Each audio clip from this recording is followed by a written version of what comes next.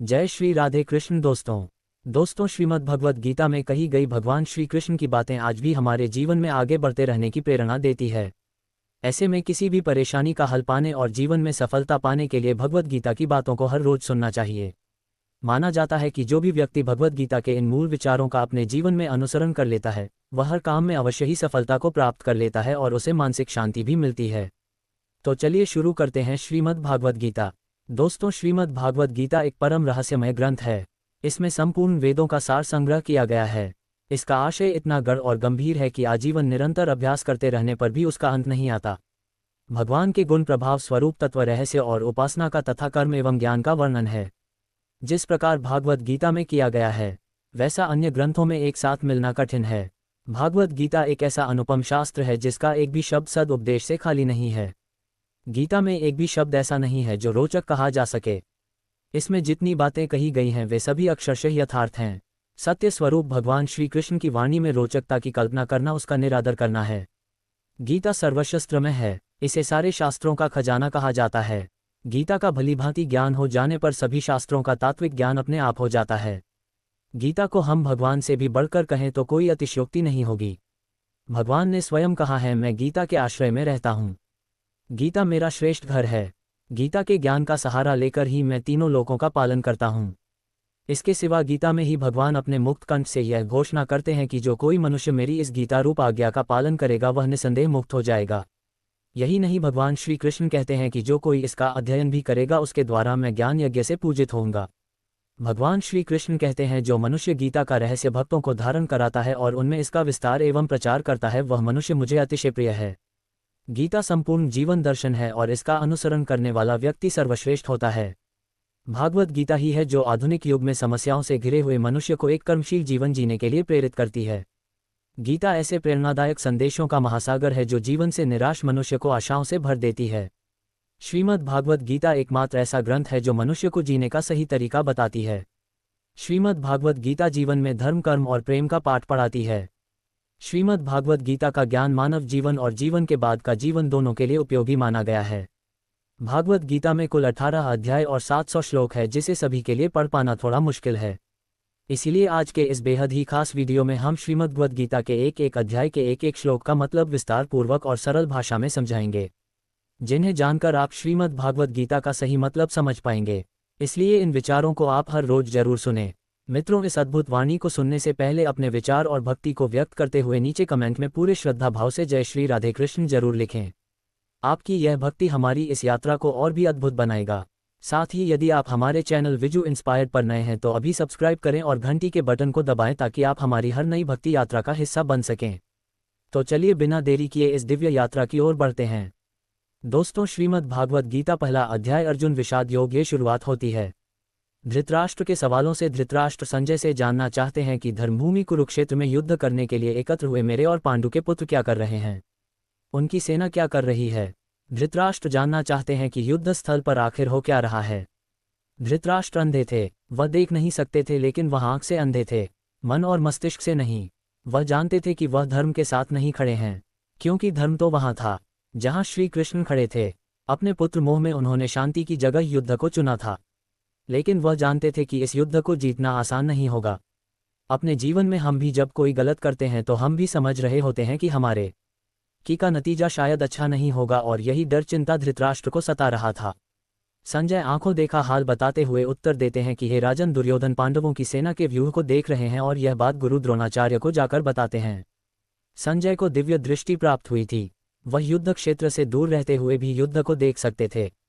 दुर्योधन कह रहे हैं, हे आचार्य, पांडु पुत्रों की इस विशाल सेना को देखिए, जैसे आपके बुद्धिमान शिष्य द्रुपद पुत्र धृष्टद्युम्न ने इतने कौशल से व्यूह के आकार में सजाया है। इस युद्ध में भीम तथा अर्जुन के समान अनेकों महान शूरवीर और धनुर्धर है। युद्ध विराट और द्रुपद जैसे भी महान योद्धा है। धृष्टकेतु, चेकितान तथा काशीराज जैसे महान शक्तिशाली और पूजित कुंती भोज तथा शैव्य जैसे मनुष्यों में श्रेष्ठ योद्धा भी है। युद्धमुह जैसे महान पराक्रमी तथा उत्तम मूझा जैसे अत्यंत शक्तिशाली सुभद्रा का पुत्र अभिमन्यु और द्रौपदी के पुत्रों सहित यह सभी महान योद्धा हैं। दुर्योधन कह रहे हैं, हे ब्राह्मण श्रेष्ठ, हमारी तरफ के भी उन विशेष शक्तिशाली योद्धाओं को जान लीजिए। मेरी सेना में स्वयं आप, द्रोणाचार्य, पितामह भीष्मकर्ण, कृपाचार्य, अश्वत्थामा, विकर्ण और सोमदत्त का पुत्र भूरिश्रवा जैसे योद्धा है जो सदैव युद्ध में विजय रहे हैं। ऐसे अन्य अनेक शूरवीर भी हैं जो मेरे लिए अपने जीवन का बलिदान देने के लिए अनेक प्रकार के अस्त्र शस्त्रों से सुसज्जित हैं और यह सभी योद्धा विधा में निपुण है। इस प्रकार भीष्म पितामह द्वारा अच्छी प्रकार से संरक्षित हमारी सेना की शक्ति असीमित है, किंतु भीम द्वारा अच्छी प्रकार से संरक्षित होकर भी पांडवों की सेना की शक्ति सीमित है। अतः सभी मोर्चों पर अपनी अपनी जगह स्थित रहकर आप सभी निश्चित रूप से भीष्म पितामह की सभी ओर से सहायता करें। संजय धृतराष्ट्र को बताते हुए कहते हैं कि हे राजन, तब कुरुवंश के वयोवृद्ध परम प्रतापी पितामह भीष्म ने दुर्योधन के हृदय में हर्ष उत्पन्न करते हुए सिंह गर्जना के समान उच्च स्वर से शंख बजाया। तत्पश्चात अनेक शंख, नगाड़े, ढोल, मृदंग आदि बाजे अचानक एक साथ बजे थे। उनका वह शब्द बड़ा भयंकर था। तत्पश्चात दूसरी ओर से सफेद घोड़ों से युक्त उत्तम रथ पर आसीन योगेश्वर श्री कृष्ण और अर्जुन ने भी अलौकिक शंख बजाए। हृदय के सर्वस्वाता श्री कृष्ण ने पांच जन्य नामक, अर्जुन ने देवदत्त नामक और भयानक कर्म वाले भीमसेन ने पोंड्रा नामक महाशंख बजाया। हे राजन, कुंती पुत्र राजा युधिष्ठिर ने अनंत विजय नामक और नकुल तथा सहदेव ने स्वाघोष और मणिपुष्पक नामक शंख बजाए। श्रेष्ठ धनुष वाले काशीराज, शिखंडी, धृष्टद्युम्न, विराट नरेश और कभी न हारने वाला सात्यकी, राजा द्रुपद एवं द्रौपदी के पांचों पुत्र और बड़ी भुजाओं वाले सुभद्रा पुत्र अभिमन्यु आदि सभी ने अलग अलग शंख बजाए। संजय कहते हैं, उस भयंकर ध्वनि ने आकाश और पृथ्वी को गूंजायमान करते हुए आपके पुत्रों के हृदय में शोक उत्पन्न कर दिया। हे राजन, इसके बाद हनुमान से अंकित पताका लगे रथ पर आसीन पांडुपुत्र अर्जुन ने धनुष उठाकर तीर चलाने की तैयारी के समय धृतराष्ट्र के पुत्रों को देखकर हृदय के सर्वस्व जाता श्री कृष्ण से प्रार्थना करते हुए कहा कि हे अच्युत, कृपा करके मेरे रथ को दोनों सेनाओं के बीच में खड़ा करें, जिससे मैं युद्ध भूमि में उपस्थित युद्ध की इच्छा रखने वालों को देख सकूं कि इस युद्ध में मुझे किन किन किन से एक साथ युद्ध करना है, मैं उनको भी देख सकूं। जो ये राजा लोग यहाँ पर धृतराष्ट्र के दुर्बुद्धि पुत्र दुर्योधन के हित की इच्छा से युद्ध करने के लिए एकत्रित हुए हैं। संजय ने कहा, है भारतवंशी अर्जुन द्वारा इस प्रकार कहे जाने पर हृदय के पूर्ण ध्याता श्री कृष्ण ने दोनों सेनाओं के बीच में उस उत्तम रथ को खड़ा कर दिया और भीष्म पितामह, आचार्य द्रोण तथा संसार के सभी राजाओं के सामने भगवान श्री कृष्ण ने कहा कि हे रथ युद्ध के लिए एकत्रित हुए इन सभी गुरु वंश के सदस्यों को देख। वहां प्रथापुत्र अर्जुन ने अपने ताऊ चाचा और दादा परदादा, गुरु को, मामा को, भाई को, पुत्रों को, पत्रों को और मित्रों को देखा। कुंती पुत्र अर्जुन ने ससुर को और शुभचिंतकों सहित दोनों तरफ की सेनाओं में अपने ही सभी संबंधियों को देखा। तब करुणा से अभिभूत होकर शोक करते हुए अर्जुन ने कहा, हे कृष्ण, युद्ध की इच्छा वाले इन सभी मित्रों तथा संबंधियों को उपस्थित देखकर मेरे शरीर के सभी अंग कांप रहे हैं और मुख सूखा जा रहा है। मेरे हाथ से गांडीव धनुष छूट रहा है और त्वचा भी जल रही है। मेरा मन भ्रमित सा हो रहा है, इसलिए मैं खड़ा भी नहीं रह पा रहा हूँ। हे केशव, मुझे तो केवल अशुभ लक्षण ही दिखाई दे रहे हैं। युद्ध में स्वजनों को मारने में मुझे कोई कल्याण दिखाई नहीं देता है। हे कृष्ण, मैं ना तो विजय चाहता हूँ और ना ही राज्य और ना ही सुखों की इच्छा करता हूँ। हे गोविंद, हमें ऐसे राज्य सुख अथवा इस जीवन से भी क्या लाभ है जिनके साथ हमें राज्य आदि सुखों को भोगने की इच्छा है। वही गुरुजन, परिवार, जनपुत्र, गण, पितामह, मामा, ससुर और सारे संबंधी अपने जीवन के सभी सुखों को त्याग कर इस युद्ध भूमि में खड़े हैं। हे मधुसूदन, मैं इन सभी को मारना नहीं चाहता हूँ, भले ही यह सभी मुझे ही मार डाले। तीनों लोकों के राज्य के लिए भी मैं इन सभी को मारना नहीं चाहता, फिर पृथ्वी के लिए तो कहना ही क्या है। हे जनार्दन, धृतराष्ट्र के पुत्रों को मारकर हमें कौन सी प्रसन्नता मिलेगी, बल्कि इन आत्ताइयों को मारकर तो हमें पाप ही लगेगा। हे माधव, अतः मुझे धृतराष्ट्र के पुत्रों को उनके मित्रों और संबंधियों सहित मारना उचित नहीं लगता है, क्योंकि अपने ही कुटुंबियों को मारकर हम कैसे सुखी हो सकते हैं। यद्यपि लोभ के कारण इन भ्रमित चित्त वालों को कुल के नाश से उत्पन्न होने वाले दोष दिखाई नहीं देते हैं और मित्रों से विरोध करने में कोई पाप दिखाई नहीं देता है, परंतु हे जनार्दन, हम लोग तो कुल के नाश से उत्पन्न दोष को समझने वाले हैं। क्यों ना हमें इस पाप से बचने के लिए विचार करना चाहिए। अर्जुन कहते हैं, कुल के नाश से सनातन कुल धर्म ना हो जाते हैं तथा धर्म का नाश हो जाने पर संपूर्ण कुल में अधर्म फैल जाता है। हे कृष्ण, अधर्म अधिक बढ़ जाने से कुल की स्त्रियां दूषित हो जाती हैं। स्त्रियों के दूषित हो जाने पर अवांछित संतानें उत्पन्न होती हैं। अवांछित संतानों की वृद्धि से निश्चय ही कुल में नारकीय जीवन उत्पन्न होता है। ऐसे पतित कुलों के पितृ गिर जाते हैं, क्योंकि पिंड और जल के दान की क्रियाएं समाप्त हो जाती हैं। इन अवांछित संतानों के दुष्कर्म से सनातन कुल धर्म और जाति धर्म नष्ट हो जाते हैं। हे जनार्दन, जिनका कुल धर्म नष्ट हो गया है, ऐसे मनुष्यों को अनिश्चित काल तक नरक में रहना पड़ता है, ऐसा हम सुनते आए हैं। कितने आश्चर्य की बात है कि हम लोग बुद्धिमान होकर भी महान पाप करने को तैयार हो गए हैं, जो राज्य और सुख के लोभ से अपने प्रियजनों को मारने के लिए आतुर हो गए हैं। यदि मुझे शास्त्र रहित विरोध न करने वाले को धृतराष्ट्र के पुत्र हाथ में शस्त्र लेकर युद्ध में मार डाले तो भी इस प्रकार मरना मेरे लिए अधिक श्रेयकर होगा। संजय ने कहा, इस प्रकार शोक से संतप्त हुआ मन वाला अर्जुन युद्ध भूमि में ये कहकर बाणों सहित धनुष को त्याग कर रथ के पिछले भाग में बैठ गया। और इस प्रकार श्रीमद् भगवद गीता के श्री कृष्ण अर्जुन संवाद में अर्जुन विषाद योग नाम का पहला अध्याय समाप्त हुआ। श्रीमद् भागवत गीता अध्याय 2 सांख्य योग। दोस्तों, पहले अध्याय में आपने सुना कि किस प्रकार दुर्योधन की सेना में अपने रिश्तेदारों गुरुजनों को देखकर अर्जुन के पैर कांपने लगे। युद्ध में अपने कुल के नाश का डर अर्जुन को सताने लगा। शोक संतप्त हुआ। मन वाला अर्जुन युद्ध भूमि में बाणों सहित धनुष को त्याग कर रथ के पिछले भाग में बैठ गया। अब भगवान श्री कृष्ण उसका उत्तर देंगे और इस अध्याय का नाम है सांख्य योग। अब यहाँ से शुरुआत होती है उस ज्ञान की जिसके लिए भागवत गीता दुनिया का सबसे महानतम ग्रंथ है और ज्ञान का भंडार माना जाता है।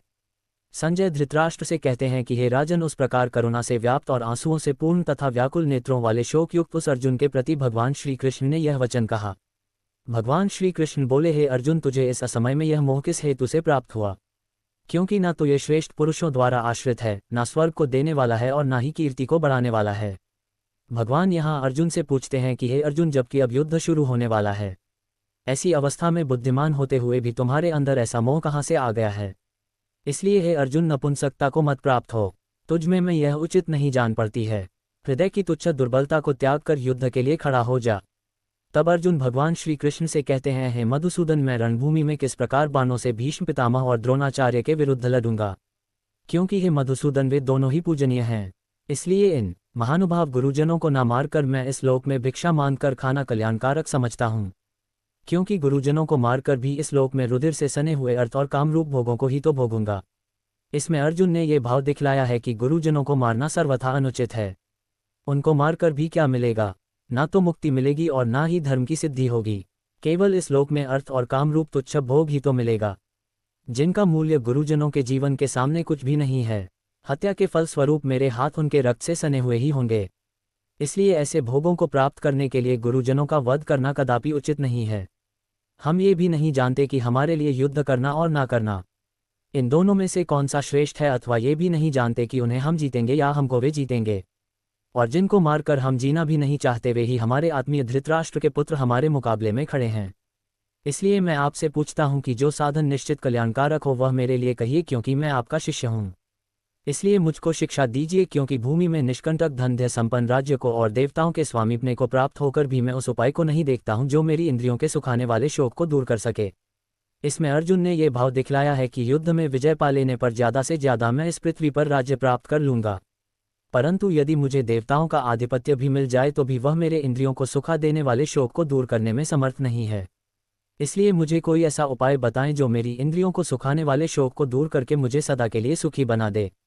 संजय धृतराष्ट्र से कहते हैं, हे राजन, निद्रा को जीतने वाले अर्जुन अंतर्यामी श्री कृष्ण महाराज के प्रति इस प्रकार कहकर फिर भगवान श्री कृष्ण से कहकर कि युद्ध नहीं करूंगा और चुप हो गए हैं। भारतवंशी धृतराष्ट्र अंतर्यामी श्री कृष्ण महाराज दोनों सेनाओं के बीच में शोक करते हुए उस अर्जुन पर हंसते हुए यह वचन बोले। भगवान श्री कृष्ण बोले, हे अर्जुन, तू न शोक करने योग्य मनुष्यों के लिए शोक करता है और पंडितों जैसे वचनों को कहता है, परंतु जिनके प्राण चले गए हैं उनके लिए और जिनके प्राण अभी नहीं गए हैं उनके लिए भी ज्ञानी जन शोक नहीं करते हैं। ना तो ऐसा ही है कि मैं किसी काल में नहीं था, तू नहीं था, अथवा ये राजा लोग नहीं थे, और ना ऐसा ही है कि इससे आगे हम सब नहीं रहेंगे। जिस प्रकार जीवात्मा की इस देह में बालकापन, जवानी और वृद्धावस्था होती है, वैसे ही मरने के बाद नए शरीर की प्राप्ति होती है। उस विषय में धीर पुरुष मोहित नहीं होता। इसमें भगवान श्री कृष्ण के कहने का भाव है कि जिस प्रकार बालकापन, जवानी और बुढ़ापा यह अवस्थाएं आत्मा की नहीं होती है, स्थूल शरीर की होती है और आत्मा में उनका आरोप किया जाता है, ठीक उसी प्रकार एक शरीर से दूसरे शरीर में आना जाना भी वास्तव में आत्मा का नहीं होता, सूक्ष्म शरीर का ही होता है और उसका आरोप आत्मा में किया जाता है। इसलिए इस तत्व को नहीं जानने वाले अज्ञानी जन ही मरने वाले का शोक करते हैं। धीर पुरुष ऐसा नहीं करते, क्योंकि उनकी दृष्टि में आत्मा का शरीर से कोई संबंध नहीं है। इसीलिए तुम्हारा शोक करना उचित नहीं है।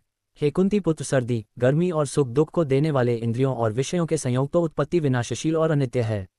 इसीलिए हे अर्जुन, तू उनको सहन कर। इसमें भगवान श्री कृष्ण के कहने का भाव है कि सर्दी, गर्मी, सुख दुख ये सब इंद्रियों के विकार है। इसलिए उसे क्षणभंगुर और अनित्य समझ और शोक मत कर, क्योंकि हे अर्जुन, श्रेष्ठ दुख सुख को समान समझने वाले जिस धीर पुरुष को यह इंद्रिय और विषयों के संयोग व्याकुल नहीं करते वह मोक्ष के योग्य होता है। दोस्तों, हमारे जीवन में भी दुख आने पर हम दुखी हो जाते हैं, जबकि ज्ञानी पुरुष जानता है कि अगर दुख घर में प्रवेश किया है तो सुख भी जरूर दरवाजे पर ही खड़ा होगा। इसलिए जो मनुष्य किसी भी विषम परिस्थिति से व्याकुल नहीं होता, वैसा ज्ञानी मनुष्य परमात्मा की प्राप्ति का पात्र बन जाता है। असत वस्तुओं की सत्ता नहीं है और सत का अभाव नहीं है। इस प्रकार इन दोनों का ही तत्व ज्ञानी पुरुषों द्वारा देखा गया है। इसमें भगवान श्री कृष्ण का भाव है कि असत अर्थात शरीर इंद्रिय की कोई सत्ता यानी भाव नहीं है। इसलिए अपने स्वजनों के शरीर की नाश की आशंका से शोक करना अनुचित है। सत का भाव यहाँ परमात्मा से है। परमात्मा सर्वव्यापी है, अखंड और निर्विकार है। इसलिए यदि तुम आत्मा रूप से अपने स्वजनों के नाश की आशंका करके शोक करते हो तो भी तुम्हारा शोक करना उचित नहीं है। नाश रहित तो तू उसको जान जिससे ये संपूर्ण जगत दृश्य वर्ग व्याप्त है। इस अविनाशी का विनाश करने में कोई भी सामर्थ्य नहीं है। भगवान श्री कृष्ण कहते हैं परमात्मा का कोई भी नाश नहीं कर सकता, इसीलिए परमात्मा ही सत्य है। उस नाश रहित अप्रमेय नित्य स्वरूप जीवात्मा के ये सब शरीर नाशवान कहे गए हैं। इसीलिए हे भारतंशी अर्जुन, तू युद्ध कर। यहाँ श्री कृष्ण का भाव है कि जब ये बात सिद्ध हो चुकी है कि शरीर नाशवान है, उनका नाश अनिवार्य है और आत्मा नित्य है, उसका कभी नाश नहीं होता, तो युद्ध करने में शोक का कोई कारण ही नहीं है। जो इस आत्मा को मारने वाला समझता है तथा जो इसको मरा मानता है, वे दोनों ही नहीं जानते, क्योंकि यह आत्मा वास्तव में न तो किसी को मारता है और न किसी के द्वारा मारा जाता है। यहाँ भगवान श्री कृष्ण का भाव है कि स्थूल शरीर से सूक्ष्म शरीर के वियोग को मरना कहते हैं, इसलिए मरने वाला स्थूल शरीर है। इसी तरह स्थूल शरीर की क्रिया से किसी दूसरे स्थूल शरीर के प्राणों का वियोग होता है, उसे मारने वाला कहते हैं। इसलिए मारने वाला भी शरीर ही है, आत्मा नहीं है। किंतु शरीर के धर्मों को अपने में अध्यारोपित करके ज्ञानी लोग आत्मा को मारने वाला मान लेते हैं, इसलिए उनको उन कर्मों का फल भोगना पड़ता है। यह आत्मा किसी काल में भी ना तो जन्मता है और ना मरता है तथा ना यह उत्पन्न होकर फिर होने वाला ही है, क्योंकि यह अजन्मा नित्य सनातन और पुरातन है। शरीर के मारे जाने पर भी यह नहीं मारा जाता। हे प्रथापुत्र अर्जुन, जो पुरुष इस आत्मा को नाश रहित नित्य अजन्मा और अव्यय जानता है, वह पुरुष कैसे किसको मरवाता है और कैसे किसको मारता है। यहाँ भगवान श्री कृष्ण का भाव है कि स्थूल शरीर द्वारा किसी को मारना या मरवाना यह आत्मा का काम नहीं है, इसलिए किसी के लिए भी किसी प्रकार का शोक करना उचित नहीं है। जैसे मनुष्य पुराने वस्त्रों को त्याग कर दूसरे नए वस्त्रों को ग्रहण करता है, वैसे ही जीवात्मा पुराने शरीरों को त्याग कर दूसरे नए शरीरों को प्राप्त होता है। इस आत्मा को शस्त्र नहीं काट सकते, इसको आग नहीं जला सकती, इसको जल गीला नहीं कर सकता और वायु इसे सुखा नहीं सकती है। यह आत्मा नित्य सर्वव्यापी अचल स्थिर रहने वाला और सनातन है। यह आत्मा अव्यक्त है, अर्थात आत्मा किसी भी इंद्रिय के द्वारा जाना नहीं जा सकता है। यह आत्मा अचिंत्य है, अर्थात आत्मा मन का भी विषय नहीं है। यह आत्मा विकार रहित कहा जाता है। इसीलिए हे अर्जुन, इस आत्मा को उपर्युक्त प्रकार से जानकर तू शोक करने योग्य नहीं है, अर्थात तुझे शोक करना उचित नहीं है। किंतु यदि तू इस आत्मा को सदा जन्म लेने वाला तथा सदा मरने वाला मानता है तो भी हे अर्जुन, तू इस प्रकार शोक करने के योग्य नहीं है, क्योंकि इस मान्यता के अनुसार जन्म हुए की मृत्यु निश्चित है और मरे हुए का जन्म निश्चित है। इससे भी इस बिना उपाय वाले विषय में तू शोक करने के योग्य नहीं है। हे अर्जुन, संपूर्ण प्राणी जन्म से पहले अपक थे और मरने के बाद भी अपक हो जाने वाले हैं, केवल बीच में ही प्रकट है। फिर ऐसी स्थिति में क्या शोक करना है। कोई एक महापुरुष ही इस आत्मा को आश्चर्य की भांति देखता है, वैसा ही दूसरा कोई महापुरुष ही इसके तत्व का आश्चर्य की भांति वर्णन करता है तथा दूसरा कोई अधिकारी पुरुष ही इसे आश्चर्य की भांति सुनता है और कोई कोई तो सुनकर भी इसको नहीं जानता। यहाँ भगवान श्री कृष्ण का भाव है कि आत्मा आश्चर्यमय है, इसलिए उसे देखने वाला संसार में कोई विरला ही होता है और वह उसे आश्चर्य की भांति देखता है। जो महापुरुष परमात्मा को जानने वाले हैं, जो संपूर्ण वेदों और शास्त्रों के जाता है, वे ही आत्मा का वर्णन कर सकते हैं और उनका वर्णन करना भी आश्चर्य की भांति होता है। इस आत्मा के वर्णन को सुनने वाला सदाचारी आस्तिक पुरुष भी कोई विरला होता है और उसका सुनना भी आश्चर्य की भांति होता है। हे अर्जुन, यह आत्मा सबके शरीरों में सदा ही आबादियां हैं, इसका कभी नाश नहीं हो सकता। इस कारण संपूर्ण प्राणियों के लिए तू शोक करने के योग्य नहीं है तथा अपने धर्म को देखकर भी तू शोक करने के योग्य नहीं है, अर्थात तुझे भय नहीं करना चाहिए, क्योंकि क्षत्रिय के लिए धर्मयुक्त युद्ध से बढ़कर दूसरा कोई कल्याणकारी कर्तव्य नहीं है। हे पार्थ, अपने आप प्राप्त हुए और खुले हुए स्वर्ग के द्वार रूपी इस प्रकार के युद्ध को भाग्यवान क्षत्रिय लोग ही पाते हैं। किंतु यदि तू इस धर्मयुक्त युद्ध को नहीं करेगा तो स्वधर्म और कीर्ति को खोकर पाप को प्राप्त होगा तथा सब लोग अनंत काल तक तेरी अपकीर्ति की चर्चा करेंगे। और माननीय पौरुष के लिए अपकीर्ति मरने से भी बढ़कर है और जिनकी दृष्टि में तू पहले बहुत सम्मानित होकर अब लघुता को प्राप्त होगा, वे महारथी लोग तुझे भय के कारण युद्ध से हटा हुआ मानकर तुम्हें डरपोक समझेंगे। तेरे वैरी लोग अर्थात तुम्हारे शत्रु तेरे सामर्थ्य की निंदा करते हुए तुझे बहुत से न कहने योग्य वचन भी कहेंगे। उससे अधिक दुख और क्या होगा। या तो तू युद्ध में मारा जाएगा और स्वर्ग को प्राप्त होगा, अथवा संग्राम में जीतकर पृथ्वी का राज्य भोगेगा। इस कारण हे अर्जुन, तू युद्ध के लिए निश्चित करके खड़ा हो जा। हार जीत, लाभ हानि और सुख दुखों को समान समझकर युद्ध के लिए तैयार हो जा। इस प्रकार युद्ध करने से तू पाप को नहीं प्राप्त होगा। हे पार्थ, ये बुद्धि तेरे लिए ज्ञान योग के विषय में कही गई और अब तू इसको कर्म योग के विषय में न, जिस बुद्धि को जानकर तू कर्मों के बंधन को भलीभांति त्याग देगा, अर्थात सर्वथा नष्ट कर डालेगा। इस कर्म योग में आरंभ का अर्थात बीज का नाश नहीं है और उल्टा फल रूप दोष भी नहीं है। बल्कि इस कर्मयोग रूप धर्म का थोड़ा सा भी साधन जन्म मृत्यु रूप महान भय से रक्षा कर लेता है। यहाँ भगवान श्री कृष्ण के कहने का भाव है कि कर्मयोग का कभी नाश नहीं होता। इसके संस्कार साधक के अंतःकरण में स्थित हो जाते हैं और वे साधक को दूसरे जन्म में पुनः साधन में लगा देते हैं। निष्काम भाव से किए गए कर्मों का विपरीत परिणाम भी नहीं होता है और ऐसा साधक भगवान को प्राप्त हो जाता है। हे अर्जुन, इस कर्मयोग में निश्चयाचा किंतु अस्थिर विचार वाले विवेकहीन सकौम मनुष्यों की बुद्धि या निश्चय ही बहुत भेदों वाली और अनंत होती है। जब फैसला लेना हो तो बुद्धि एक ही होती है, लेकिन जहाँ सोच की फैसले की निर्णय की कमी हो वहाँ कई बुद्धियाँ काम करती हैं। यहाँ अनन्य की स्थिति के बारे में कहा गया है। जब आप फैसला नहीं ले पाते हैं तो ना जाने कई दिशाओं में आपका ध्यान आपकी बुद्धि जाती है, लेकिन अगर आप निर्णय करने की सोच लें तो उसके बाद सिर्फ उस काम को करने का ही प्रण होता है। हे अर्जुन, जो भोगों में तन्मय में हो रहे हैं, जो कर्म फल के प्रशंसक वेद वाक्यों में ही प्रीति रखते हैं, जिनकी बुद्धि में स्वर्ग ही परम प्राप्त वस्तु है और जिसके लिए स्वर्ग से बढ़कर दूसरी कोई वस्तु ही नहीं है, यानी ऐसे लोग जो कर्म के बदले में होने वाले सिर्फ फल या लाभ की बात करते हैं, तो वह कर्म नहीं स्वार्थ बन जाता है, उसे कर्म नहीं कह सकते। हे अर्जुन, जो अज्ञानी लोग सिर्फ दिखाओ शोभा युक्त वाणी को कहते हैं वह ढोंगी होते हैं। वह कहते बहुत कुछ है लेकिन करते बहुत कम है। ऐसे लोगों से बचकर रहना चाहिए जो कर्म की बातें सिर्फ भोग और ऐश्वर्य के लिए करते हैं, जिनका ध्येय सिर्फ भोग और ऐश्वर्य है। उन पुरुषों की परमात्मा में निश्चयम का बुद्धि नहीं होती। हे अर्जुन, वेदों के कर्मकांड हमारी प्रकृति के 3 गुणों से जुड़े हैं, इसलिए तू उन भोगों एवं उनके साधनों में आसक्तिहीन, हर्ष शोक आदि द्वंद से रहित, योग और क्षेम को ना चाहने वाला और स्वाधीन अंतक वाला हो। यहाँ भगवान श्री कृष्ण कहते हैं वेद भी सिर्फ 3 गुणों में समाप्त हो जाते हैं, उससे आगे वे भी नहीं जानते। उससे आगे है कर्म योग। भगवान श्री कृष्ण का कहना है कि कर्म करो लेकिन उससे आसक्ति मत रखो। जिस प्रकार बेहद बड़े जलाशय के प्राप्त हो जाने पर छोटे जलाशय में मनुष्य का जितना प्रयोजन रहता है, उसी तरह से जिसने ब्रह्म तत्व को समझ लिया तब उसके लिए वेदों की कोई आवश्यकता नहीं रह जाती है। तेरा कर्म करने में ही अधिकार है, उसके फलों में कभी नहीं।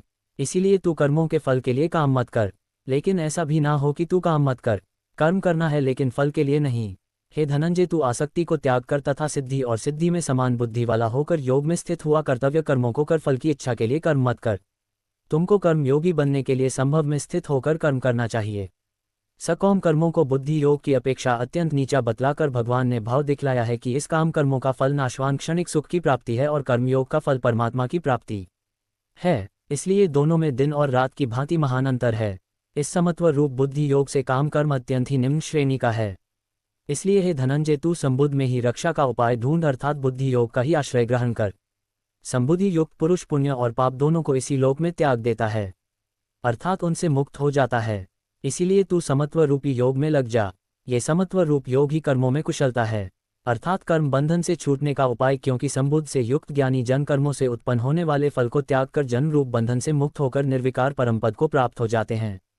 जिस काल में तेरी बुद्धि मोह रूप दलदल को भली भांति पार कर जाएगी, उस समय तू सोने हुए और सुनने में आने वाले इस लोक और परलोक संबंधी सभी भोगों से वैराग्य को प्राप्त हो जाएगा।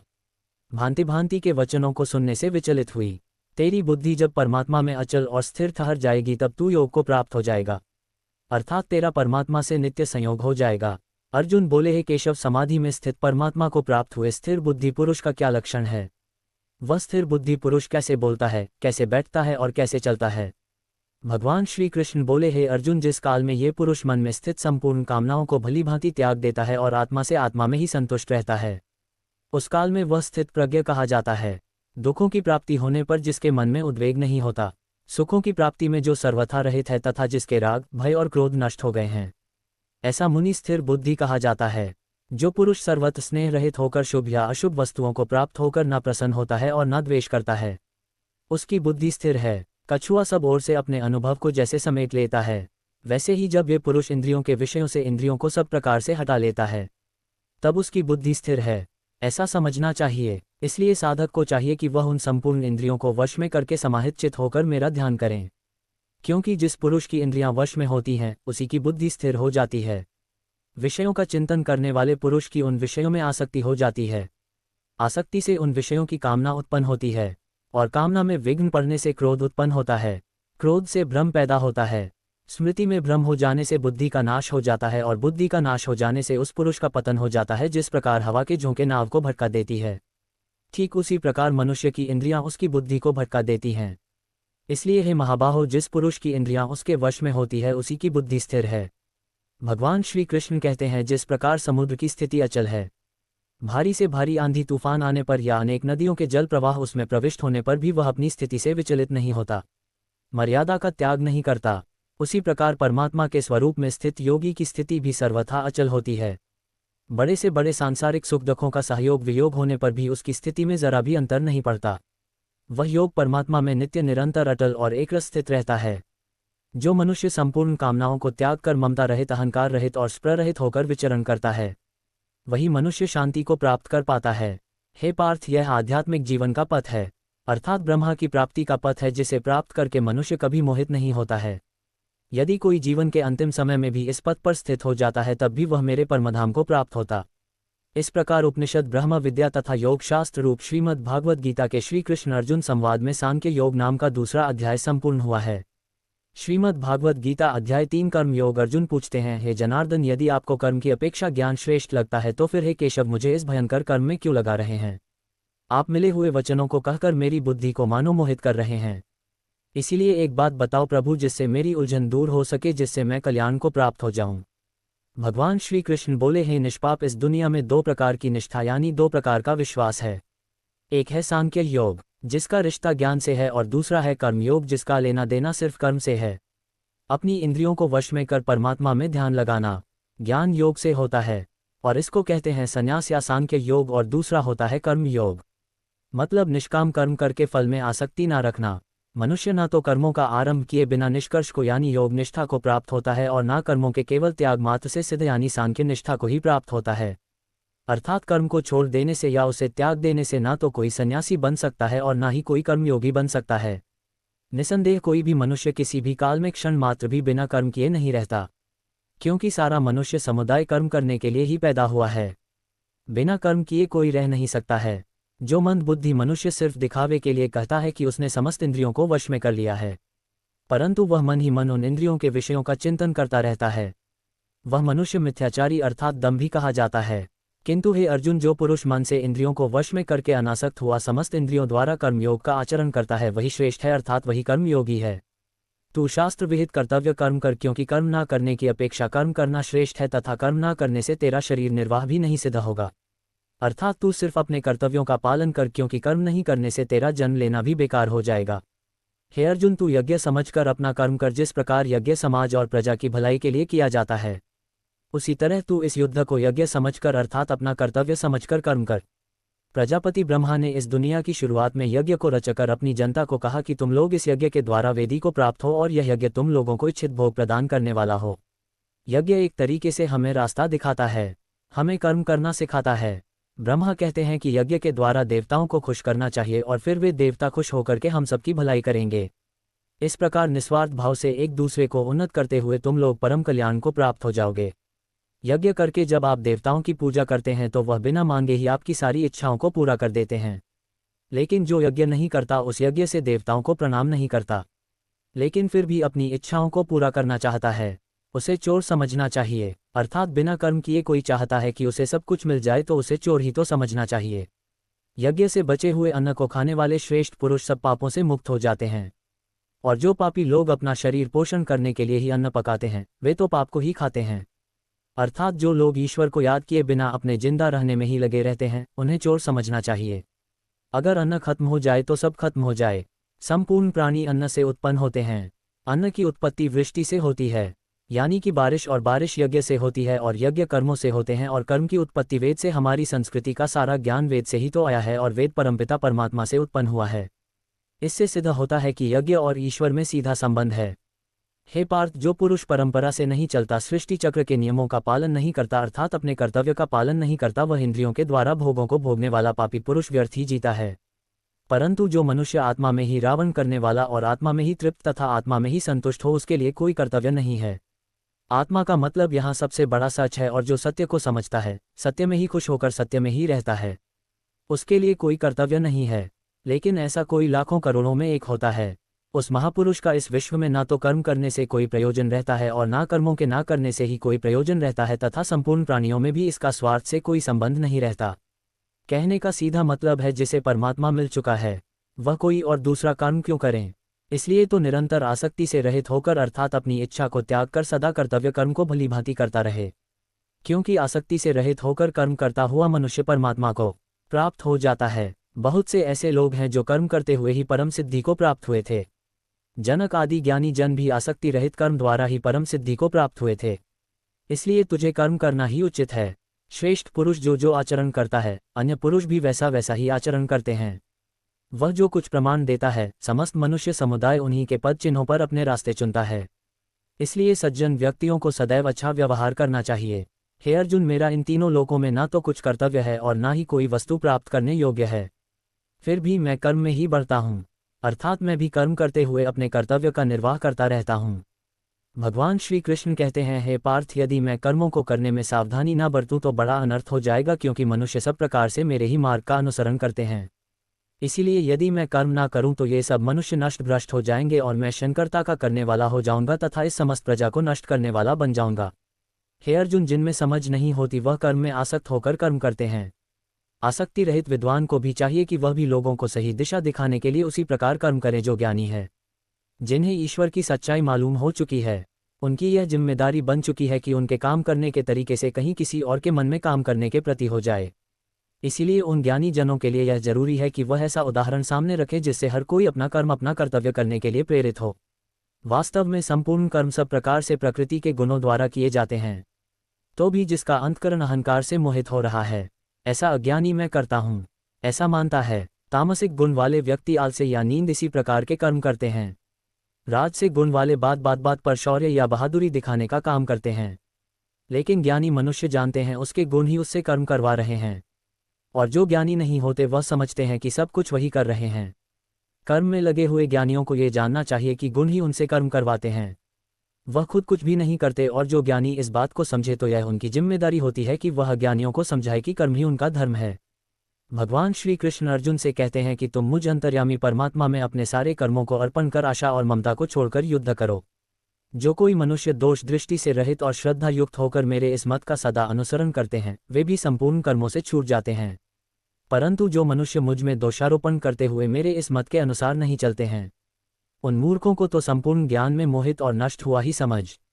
इस प्रकार उपनिषद, ब्रह्म विद्या तथा योग शास्त्र रूप श्रीमद् भगवद गीता के श्री कृष्ण अर्जुन संवाद में कर्म योग नाम का तीसरा अध्याय संपूर्ण हुआ। श्रीमद् भागवत गीता अध्याय 4 ज्ञान कर्म संन्यास योग। दोस्तों, जिस प्रकार कहावत है कि नेकी कर दरिया में डाल, ठीक उसी प्रकार कर्म का ज्ञान कहता है कि कर्म कर और उसे भगवान को समर्पित कर दे। गीता के चौथे अध्याय में भगवान श्री कृष्ण ज्ञान कर्म और संन्यास योग के बारे में बताएंगे। तो चलिए सुनते हैं भागवत गीता का अध्याय 4 ज्ञान कर्म संन्यास योग। भगवान श्री कृष्ण बोले, मैंने इस अविनाशी योग को सूर्य से कहा था। सूर्य ने अपने पुत्र मनु से कहा और मनु ने अपने पुत्र राजा इवाग से कहा। पर तब अर्जुन इस प्रकार परंपरा से प्राप्त इस योग को राजर्षियों ने जाना, किंतु उसके बाद योग बहुत काल से इस पृथ्वी लोक में लुप्त हो गया। तू मेरा भक्त और प्रिय सखा है, इसलिए यह पुरातन योग आज मैंने तुझको कहा है, क्योंकि यह बड़ा ही उत्तम रहस्य है, अर्थात गुप्त रखने योग्य विषय है।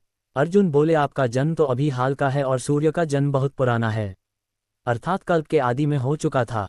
तब मैं इस बात को कैसे समझूं कि आप ही ने कल्प के आदि में सूर्य से यह योग्य कहा था। भगवान श्री कृष्ण बोले, हे अर्जुन, मेरे और तेरे बहुत से जन्म हो चुके हैं, उन सबको तू नहीं जानता, किंतु मैं जानता हूँ। मैं अजन्मा और अविनाशी स्वरूप होते हुए भी तथा समस्त प्राणियों का ईश्वर होते हुए भी अपनी प्रकृति को अधीन करके अपनी योग्य माया से प्रकट होता हूँ। हे अर्जुन, जब जब धर्म की हानि और अधर्म की वृद्धि होती है तब तब मैं अपने रूप को रचता हूँ, अर्थात साकार रूप से लोगों के सम्मुख प्रकट होता हूँ। साधु पुरुषों का उद्धार करने के लिए, पाप कर्म करने व उसका विनाश करने के लिए और धर्म की अच्छी तरह से स्थापना करने के लिए मैं युग युग में प्रकट हुआ करता हूँ। हे अर्जुन, मेरे जन्म और कर्म दिव्य है, अर्थात निर्मल और अलौकिक है। इस प्रकार जो मनुष्य इस तत्व को अच्छे से जान लेता है वह शरीर को त्याग कर फिर जन्म को प्राप्त नहीं होता, किंतु मुझे ही प्राप्त होता है। पहले भी जिनके राग, भय और क्रोध सर्वथा नष्ट हो गए थे और जो मुझ में अनन्य प्रेम पूर्वक स्थिर रहते थे, ऐसे मेरे आश्रित रहने वाले बहुत से भक्त से ऊपर युक्त ज्ञान रूपी ताप से पवित्र होकर मेरे स्वरूप को प्राप्त हो चुके हैं। हे अर्जुन, जो भक्त मुझे जिस प्रकार भजते हैं मैं भी उनको उसी प्रकार भजता हूँ, क्योंकि सभी मनुष्य सब प्रकार से मेरे ही मार्ग का अनुसरण करते हैं। इस मनुष्य लोक में कर्मों के फल को चाहने वाले लोग देवताओं का पूजन किया करते हैं, क्योंकि उनको कर्मों से उत्पन्न होने वाली सिद्धि शीघ्र मिल जाती है। ब्राह्मण, क्षत्रिय, वैश्य और शूद्र, इन 4 वर्णों का समूह गुण और कर्मों के अनुसार मेरे द्वारा रचा गया है। इस प्रकार सृष्टि रचना आदि कर्म का कर्ता होने पर भी मुझे अविनाशी परमेश्वर को तू वास्तव में एकता ही जान कर्मों के फल में मेरी सप नहीं है, इसलिए मुझे कर्म लिप्त नहीं करते। यहाँ भगवान श्री कृष्ण के कहने का भाव है कि कर्म करो लेकिन फल की इच्छा से नहीं, बस अपना कर्म करते जाओ और आगे बढ़ते जाओ। पूर्व काल में पूर्वजों ने भी इस प्रकार मेरे बताए अनुसार ही कर्म किए हैं और मोक्ष को प्राप्त हुए हैं। इसलिए अगर तू भी मोक्ष को पाना चाहता है तो पूर्वजों द्वारा सदा से किए जाने वाले कर्मों को ही कर। कर्म क्या है और अकर्म क्या है, इस प्रकार इसका निर्णय करने में बुद्धिमान पुरुष भी मोहित हो जाते हैं। इसीलिए वह कर्म तत्व मैं तुझे भली भांति समझाकर कहूंगा जिसे जानकर तू अशुभ से अर्थात कर्म बंधन से मुक्त हो जाएगा। यहाँ भगवान श्री कृष्ण बताएंगे कि सही में कर्म क्या है। कर्म का स्वरूप भी जानना चाहिए और अकर्म का स्वरूप भी जानना चाहिए तथा कर्म का स्वरूप भी जानना चाहिए। जो मनुष्य कर्म में अकर्म देखता है और जो अकर्म में कर्म देखता है वह मनुष्यों में बुद्धिमान है और वह योगी समस्त कर्मों को करने वाला है। यहाँ भगवान श्री कृष्ण का भाव है कि जो मनुष्य कर्म तो करता है लेकिन उस कर्म में अकर्म को देखता है, अर्थात यह नहीं सोचता है कि मैं ही करता हूँ, वह फल की इच्छा नहीं रखता, सही मायने में वैसा बुद्धिमान पुरुष योगी के समान है। हे अर्जुन, जिसके संपूर्ण कर्म बिना कामना और संकल्प के होते हैं तथा जिसके समस्त कर्म ज्ञान रूपी अग्नि के द्वारा भस्म हो गए हैं, अर्थात जो कर्मों के बंधन से मुक्त हो चुके हैं, जिन्हें परमात्मा की प्राप्ति हो गई है, उस महापुरुष को ज्ञानी जन भी पांडित्य कहते हैं। जो पुरुष समस्त कर्मों में और उनके फल में आसक्ति का सर्वथा त्याग करके संसार के आश्रय से रहित हो गया है और परमात्मा में नित्य तृप्त है, उसके लिए भगवान की भक्ति के अलावा और कोई कर्म नहीं रह जाता है, अर्थात वह कर्म करते हुए भी वास्तव में कुछ भी नहीं करता, जिसने अपने मन और इंद्रियों को जीत लिया है और जिसने समस्त भोगों की सामग्री का परित्याग कर दिया है। ऐसा आशा रहित पुरुष केवल शरीर संबंधी कर्म करता हुआ भी पापों को नहीं प्राप्त होता है। जिसको बिना मांगे जो मिले उसी में संतुष्ट रहता है, जो किसी से ईर्ष्या करता है और ना द्वेष, जो सुख दुख को एक समान भाव से देखता है, ऐसा मनुष्य कर्म योगी कहलाता है। जिसकी आसक्ति सर्वथा नष्ट हो गई है, जो अपने देह पर अभिमान नहीं करता और जो ममता से रहित हो गया है, जिसका चित्त निरंतर परमात्मा के ज्ञान में स्थित रहता है, वैसा कर्म योगी अपना कर्म यज्ञ की तरह करता है और मोक्ष को प्राप्त होता है। जो अपना सब कुछ परमात्मा को अर्पित कर देता है, जिसके लिए परमात्मा ही सब कुछ है, जो अपने हर कर्म में परमात्मा को देखता है और हर कर्म परमात्मा के लिए करता है, वैसा कर्म योगी मोक्ष का अधिकारी होता है। कुछ योगी देवताओं को सब कुछ मानकर यज्ञ को उनको समर्पित करते हैं, और जो पहुंचे हुए कर्मयोगी होते हैं वह ब्रह्मा को सब कुछ मानकर यज्ञ को सौंपते हैं। चाहे आप राम, कृष्ण, शिव या दुर्गा या अपने इष्ट को सब कुछ सौंपकर यज्ञ करें या ब्रह्मा को सबसे बड़ा सच मानकर कर्म करें, इससे कोई फर्क नहीं पड़ता है। बस ये याद रखना है कि आपका कर्म भी एक यज्ञ है जिसमें आप उस ईश्वर को अपना सब कुछ सौंपकर बस काम में लग जाते हैं। जो योगी होते हैं वह अपने संयम की आग में अपने इंद्रियों को अर्थात अपनी इच्छाओं को डालकर भस्म कर देते हैं, और जो योगी नहीं होते हैं वह ठीक इसका उल्टा करते हैं। वह अपना सब कुछ इन इंद्रियों में भस्म कर देते हैं, अर्थात अपने इंद्रियों का गुलाम बन जाते हैं। अपनी इंद्रियों को वश में करने का सबसे बड़ा तरीका है ज्ञान। ज्ञान से ही योगी लोग अपने मन को नियंत्रण में करते हैं। जब भी कोई बुरा विचार आता है तो उनका ज्ञान ही उसे बताता है कि उनका लक्ष्य यह नहीं है। कई पुरुष द्रव्य संबंधी यज्ञ करने वाले हैं, कितने ही तपस्या रूप यज्ञ करने वाले हैं तथा दूसरे कितने ही योग रूपी यज्ञ करने वाले हैं। कितने ही अहिंसा आदि तीक्ष्ण बातों से युक्त यत्नशल पुरुष स्वाध्याय रूप ज्ञान यज्ञ करने वाले हैं। इसलिए अपना यज्ञ चुनकर कर्म करें। दूसरे कितने ही योगी जन प्राण वायु में प्राण वायु को हवन करते हैं, वैसे ही अन्य योगी जन प्राण वायु में अपान वायु को हवन करते हैं, तथा अन्य कितने ही नियमित आहार करने वाले प्राणायाम परायण पुरुष प्राण और अपान की गति को रोककर प्राणों को प्राणों में ही हवन किया करते हैं। ये सभी साधक यज्ञों द्वारा पापों का नाश कर देने वाले और यज्ञों को जानने वाले हैं। प्राण का अर्थ है सांस अंदर खींचना और अप्रास है सांस को छोड़ना। कौन कितना पहुंचा हुआ योगी है उसकी अलग अलग अवस्था होती है। यहाँ भगवान श्री कृष्ण यही समझा रहे हैं। हे गुरु श्रेष्ठ अर्जुन, यज्ञ से बचे हुए अमृत का अनुभव करने वाले योगी जन सनातन पर ब्रह्म परमात्मा को प्राप्त होते हैं, और यज्ञ न करने वाले पुरुष के लिए तो यह मनुष्य लोक भी सुखदायक नहीं है। फिर परलोक कैसे सुखदायक हो सकता है। यज्ञ करने के बाद जो बचता है उसे श्री कृष्ण अमृत बता रहे हैं, और यह अमृत सीधे भगवान तक ले जाता है। यहाँ यज्ञ को आप कर्म भी समझ सकते हैं। कर्म करने के बाद जो उसका फल हो उसे भगवान का आशीर्वाद समझ उसमें संतुष्ट होकर अपने अगले कर्म में लग जाना चाहिए। इसी प्रकार और भी बहुत तरह के यज्ञ वेद की वाणी में विस्तार से कहे गए हैं। उन सबको तू मन, इंद्रियां और शरीर की क्रिया द्वारा संपन्न होने वाला जान। इस प्रकार तत्व से जानकर उनके अनुष्ठान द्वारा तू कर्म बंधन से सर्वथा मुक्त हो जाएगा, अर्थात तू परमात्मा को प्राप्त हो जाएगा। हे अर्जुन, आहुति चढ़ाकर किए गए यज्ञ की अपेक्षा ज्ञान यज्ञ अत्यंत श्रेष्ठ है। ज्ञान यज्ञ वह है जिसमें अपनी इंद्रियों को वश में रखते हैं, अपनी सांसों पर नियंत्रण रखते हैं, कर्म तो करते हैं लेकिन फल की इच्छा नहीं रखते हैं। ये सब ज्ञान यज्ञ ही तो है। ज्ञान यज्ञ हमें सीधे ईश्वर से साक्षात्कार कराता है, हमें उनसे जोड़ता है। उस ज्ञान को तू तत्वदर्शी ज्ञानियों के पास जाकर समझ। उनको भलीभांति दंडवत प्रणाम करने से, उनकी सेवा करने से और कपट छोड़कर सरलतापूर्वक प्रश्न करने से वे परमात्मा तत्व को भलीभांति जानने वाले ज्ञानी महात्मा तुझे उस तत्व ज्ञान का उपदेश देंगे जिसको जानकर फिर तू इस प्रकार मोह को नहीं प्राप्त होगा तथा हे अर्जुन उस ज्ञान को प्राप्त करके उस पर अमल करके तू परमात्मा को प्राप्त हो जाएगा। यदि तू अन्य सब पापियों से भी अधिक पाप करने वाला है तो भी तू ज्ञान रूप नाव द्वारा परमात्मा की भक्ति करके पाप रूपी समुद्र से तर जाएगा। क्योंकि हे अर्जुन, जैसे प्रज्वलित अग्नि धन को भस्म कर देता है वैसे ही ज्ञान रूप अग्नि संपूर्ण कर्मों को भस्म कर देता है और मनुष्य परमात्मा को प्राप्त हो जाता है। इस संसार में ज्ञान के समान पवित्र करने वाला निसंदेह कुछ भी नहीं है। उस ज्ञान को कितने ही काल से कर्मयोग के द्वारा मनुष्य अपनी मृत्यु के पश्चात अगले जन्म में अपने आप ही आत्मा में पा लेता है और वह मनुष्य फिर से कर्मयोग में लग जाता है, अर्थात ज्ञान कभी नष्ट नहीं होता है। जिसने अपनी इंद्रियों को जीत लिया है वह मनुष्य ज्ञान को प्राप्त होता है और भगवान की प्राप्ति कर परम शांति को प्राप्त हो जाता है। विवेकहीन और श्रद्धा रहित और क्षय युक्त मनुष्य इस ज्ञान को कभी प्राप्त नहीं कर पाता है। ऐसे संशय युक्त मनुष्य के लिए ना ये लोक है, ना परलोक है और ना सुख है। हे धनंजय, जिसने कर्मयोगी की विधि से समस्त कर्मों को परमात्मा में अर्पण कर दिया है और जिसने विवेक द्वारा समस्त संशय का नाश कर दिया है, ऐसे वश में किए हुए मन वाले पुरुष को कर्म नहीं बांधते और वह सीधे परमात्मा को प्राप्त होते हैं। इसलिए हे भरतवंशी अर्जुन, तू हृदय में स्थित इस अज्ञान जनित अपने संशय का विवेक ज्ञान रूप तलवार द्वारा छेदन करके समत्व रूप कर्मयोग में स्थित हो जा और युद्ध के लिए खड़ा हो जा। इस प्रकार उपनिषद, ब्रह्म विद्या तथा योग शास्त्र रूप श्रीमद् भागवत गीता के श्री कृष्ण अर्जुन संवाद में ज्ञान कर्म संन्यास योग नाम का चौथा अध्याय संपूर्ण हुआ। श्रीमद् भागवत गीता अध्याय 5 कर्म संन्यास योग। अर्जुन कहते हैं, हे प्रभु, कभी आप संन्यास माध्यम से कर्म करने के लिए कहते हैं और कभी निष्काम माध्यम से कर्म करने के लिए कहते हैं। इसीलिए इन दोनों में मेरे लिए जो परम कल्याणकारी हो उसे कहिए। भगवान श्री कृष्ण ने कहा, संन्यास माध्यम से किया जाने वाला कर्म और निष्काम माध्यम से किया जाने वाला कर्म ये दोनों ही परम श्रेय को दिलाने वाला है, परंतु संन्यास माध्यम की अपेक्षा निष्काम कर्म योग श्रेष्ठ है।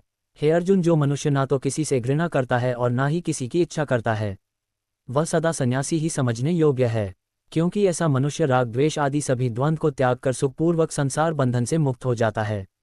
अल्पज्ञानी मनुष्य ही संन्यास योग और निष्काम कर्म योग को अलग अलग समझते हैं, ना कि पूर्ण विद्वान मनुष्य, क्योंकि दोनों में से एक में भी अच्छी प्रकार से स्थित पुरुष परम सिद्ध को प्राप्त होता है, अर्थात दोनों प्रकार के कर्मों का बराबर फल मिलता है। जो फल ज्ञान योगियों को प्राप्त होता है वही निष्काम कर्म योगियों को भी प्राप्त होता है।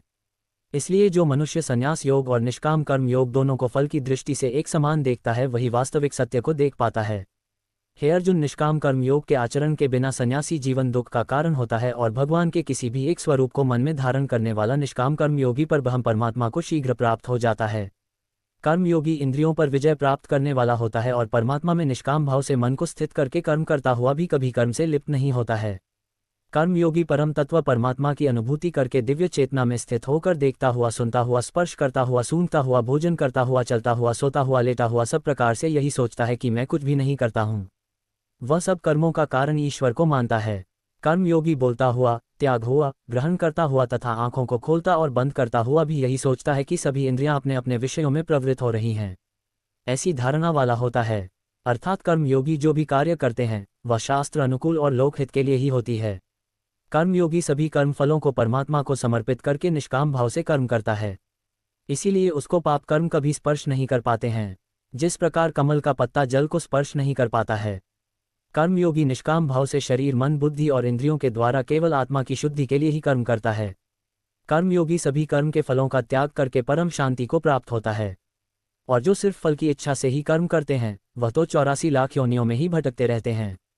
शरीर में स्थित जीवात्मा मन से समस्त कर्मों का परित्याग करके वह ना तो कुछ करता है और ना ही कुछ करवाता है। तब वह 9 द्वारों वाले स्थूल शरीर में आनंदपूर्वक आत्मस्वरूप में स्थित रहता है। शरीर में स्थित जीवात्मा देह का कर्ता ना होने के कारण इस लोक में उसके द्वारा ना तो कर्म उत्पन्न होते हैं और ना ही कर्म फलों से कोई संबंध रहता है, बल्कि यह सब प्रकृति के गुणों के द्वारा ही किए जाते हैं। शरीर में स्थित परमात्मा ना तो किसी के पाप कर्म को और ना ही किसी के पुण्य कर्म को ग्रहण करता है, किंतु जीवात्मा मोह से ग्रसित होने के कारण परमात्मा जीव के वास्तविक ज्ञान को आच्छादित किए रहता है।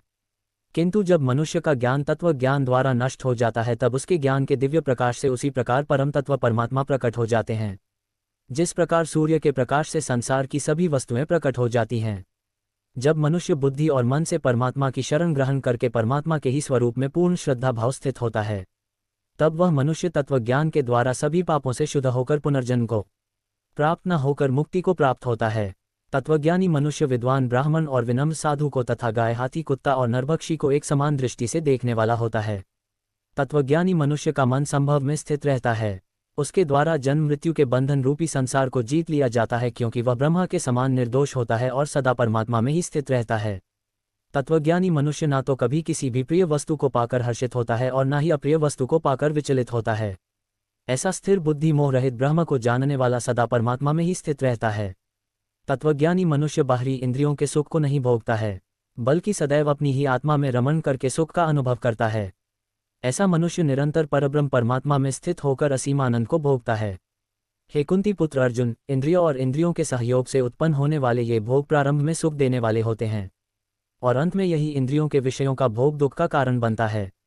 इसी कारण तत्वज्ञानी कभी भी इंद्रिय सुख नहीं भोगता है।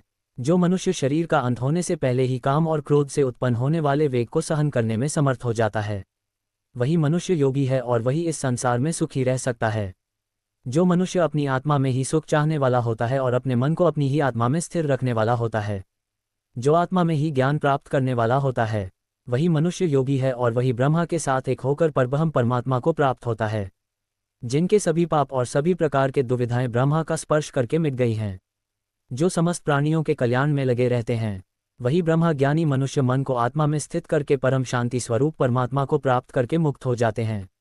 जो मनुष्य सभी सांसारिक इच्छाओं को त्याग चुका है, जिसे हर काम हर वस्तु में सिर्फ परमात्मा ही दिखाई देता है, वही पुरुष परमात्मा को प्राप्त कर पाता है। सभी इंद्रिय विषयों का चिंतन बाहर ही त्याग कर और आंखों की दृष्टि को दोनों भवों के मध्य में केंद्रित करके प्राणवायु और अप्राणवायु नासिका के अंदर और बाहर सम करके मन सहित इंद्रियों और बुद्धि को वश में करके परमात्मा का ध्यान करने वाला योगी मोक्ष को प्राप्त होता है। ऐसा मुक्त पुरुष मुझे सभी आज्ञा और तपस्या को भोगने वाला, सभी लोकों और देवताओं का परमेश्वर तथा संपूर्ण जीवों पर उपकार करने वाला परम दयालु एवं तैषी समझता है, और ऐसा मनुष्य परम शांति को प्राप्त होता है। इस प्रकार उपनिषद, ब्रह्म विद्या तथा योग शास्त्र रूप श्रीमद् भगवद गीता के श्री कृष्ण अर्जुन संवाद में कर्म संन्यास योग नाम का 5वां अध्याय संपूर्ण हुआ। श्रीमद् भागवत गीता अध्याय 5 आत्मसंयम योग। इस अध्याय में भगवान श्री कृष्ण बताएंगे कि योग में स्थित मनुष्य के क्या क्या लक्षण होते हैं। यहाँ योग का मतलब है परमपिता परमेश्वर को प्राप्त करने के लिए किया जाने वाला कर्म। भगवान श्री कृष्ण कहते हैं, जो मनुष्य बिना किसी फल की इच्छा से अपना कर्तव्य समझकर कार्य करता है, वही सन्यासी है और वही योगी है। ना तो अग्नि को त्यागने वाला ही सन्यासी होता है और ना ही कार्यों को त्यागने वाला ही योग्य होता है। हे पांडुपुत्र, जिसे सन्यास कहते हैं उसे ही तू योग समझ, क्योंकि इंद्रिय सुख की इच्छा का त्याग किए बिना कभी भी कोई मनुष्य योग अर्थात परमात्मा को प्राप्त नहीं हो सकता है।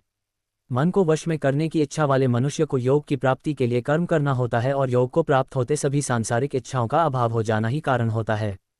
जब मनुष्य सभी सांसारिक इच्छाओं का त्याग करके ना तो शारीरिक सुख के लिए कार्य करता है और ना ही फल की इच्छा से कार्य में प्रवृत्त होता है, उस समय वह मनुष्य योग में स्थित कहलाता है।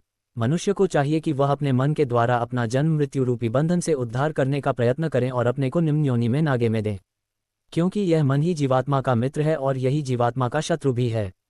जो मनुष्य मन को वश में कर लेता है, उसका वह मन ही परम मित्र बन जाता है, लेकिन जो मनुष्य मन को वश में नहीं कर पाता है, उसके लिए वह मन ही परम शत्रु के समान होता है। जिसने मन को वश में कर लिया है, उसको परम शांति स्वरूप परमात्मा पूर्ण रूप से प्राप्त हो जाता है।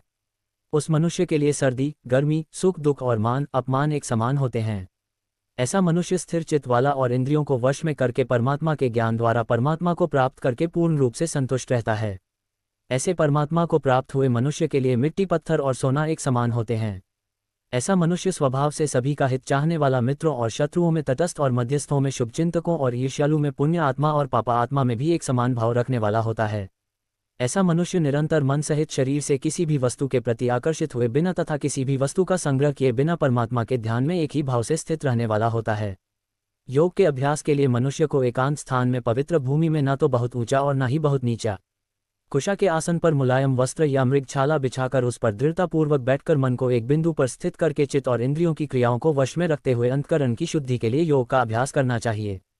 योग के अभ्यास के लिए मनुष्य को अपने शरीर, गर्दन तथा सिर को अचल और स्थिर रखकर नासिका के आगे के सिरे पर दृष्टि स्थित करके इधर उधर अन्य दिशाओं को न देखता हुआ बिना किसी भय से इंद्रिय विषयों से मुक्त ब्रह्मचर्य व्रत में स्थित मन को भलीभांति शांत करके मुझे अपना लक्ष्य बनाकर और मेरे ही आश्रय होकर अपने मन को मुझ में स्थिर करके मनुष्य को अपने हृदय में मेरा ही चिंतन करना चाहिए। इस प्रकार निरंतर शरीर द्वारा अभ्यास करके मन को परमात्मा स्वरूप में स्थिर करके परम शांति को प्राप्त हुआ। योग में स्थित मनुष्य ही सभी सांसारिक बंधन से मुक्त होकर मेरे परमधाम को प्राप्त कर पाता है। हे अर्जुन, योग में स्थित मनुष्य को ना तो अधिक भोजन करना चाहिए और ना ही कम भोजन करना चाहिए, ना ही अधिक सोना चाहिए और ना ही सदा जागते रहना चाहिए। नियमित भोजन करने वाला, नियमित चलने वाला, नियमित जीवन निर्वाह के लिए कार्य करने वाला और नियमित सोने वाला योग में स्थित मनुष्य सभी सांसारिक कष्टों से मुक्त हो जाता है। गयो में स्थित मनुष्य का योग के अभ्यास द्वारा मन जब आत्मा में स्थित परमात्मा में ही विलीन हो जाता है, तब वह सभी प्रकार की सांसारिक इच्छाओं से मुक्त हो जाता है। उस समय वह पूर्ण रूप से योग में स्थिर कहा जाता है। उदाहरण के लिए, जिस प्रकार बिना हवा वाले स्थान में दीपक की लौ बिना इधर उधर हो स्थिर रहती है, उसी प्रकार योग में स्थित मनुष्य का मन निरंतर आत्मा में स्थित परमात्मा में स्थिर रहता है। योग के अभ्यास द्वारा जिस अवस्था में सभी प्रकार की मानसिक गतिविधियां रुक जाती हैं, उस समाधि रूपी अवस्था में मनुष्य अपनी ही आत्मा में परमात्मा को साक्षात्कार करके अपनी ही आत्मा में पूर्ण संतुष्ट रहता है। तब वह अपनी शुद्ध चेतना द्वारा प्राप्त करने योग्य परम आनंद को शरीर से अलग जानता है और उस अवस्था में परम तत्व परमात्मा में स्थित वह योगी कभी भी विचलित नहीं होता है। परमात्मा को प्राप्त करके वह योग में स्थित मनुष्य परम आनंद को प्राप्त होकर इससे अधिक अन्य कोई सुख नहीं मानता। हुआ भारी से भारी दुख में भी विचलित नहीं होता है। मनुष्य को चाहिए कि दृढ़ विश्वास के साथ योग का अभ्यास करते हुए सभी सांसारिक संसर्ग से उत्पन्न दुखों से बिना विचलित हुए योग समाधि में स्थित रहकर कार्य करें। मनुष्य को चाहिए कि मन में उत्पन्न होने वाली सभी सांसारिक इच्छाओं को पूर्ण रूप से त्याग कर और मन द्वारा इंद्रियों के समूह को सभी ओर से अपने वश में रखे। मनुष्य को चाहिए कि मन को आत्मा में स्थित करके परमात्मा के चिंतन के अलावा अन्य किसी वस्तु का चिंतन ना करें। मनुष्य को चाहिए कि स्वभाव से स्थिर ना रहने वाला और सदा चंचल रहने वाला यह मन जहां जहां भी प्रकृति में जाए वहां वहां से खींचकर अपनी आत्मा में ही स्थिर करें।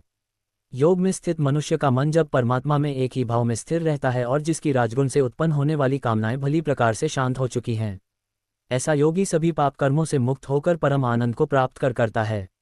इस प्रकार योग में स्थित मनुष्य निरंतर योगा अभ्यास द्वारा सभी प्रकार के पापों से मुक्त होकर सुखपूर्वक परब्रह्म से एक ही भाव में स्थिर रहकर दिव्य प्रेम स्वरूप परमानंद को प्राप्त करता है।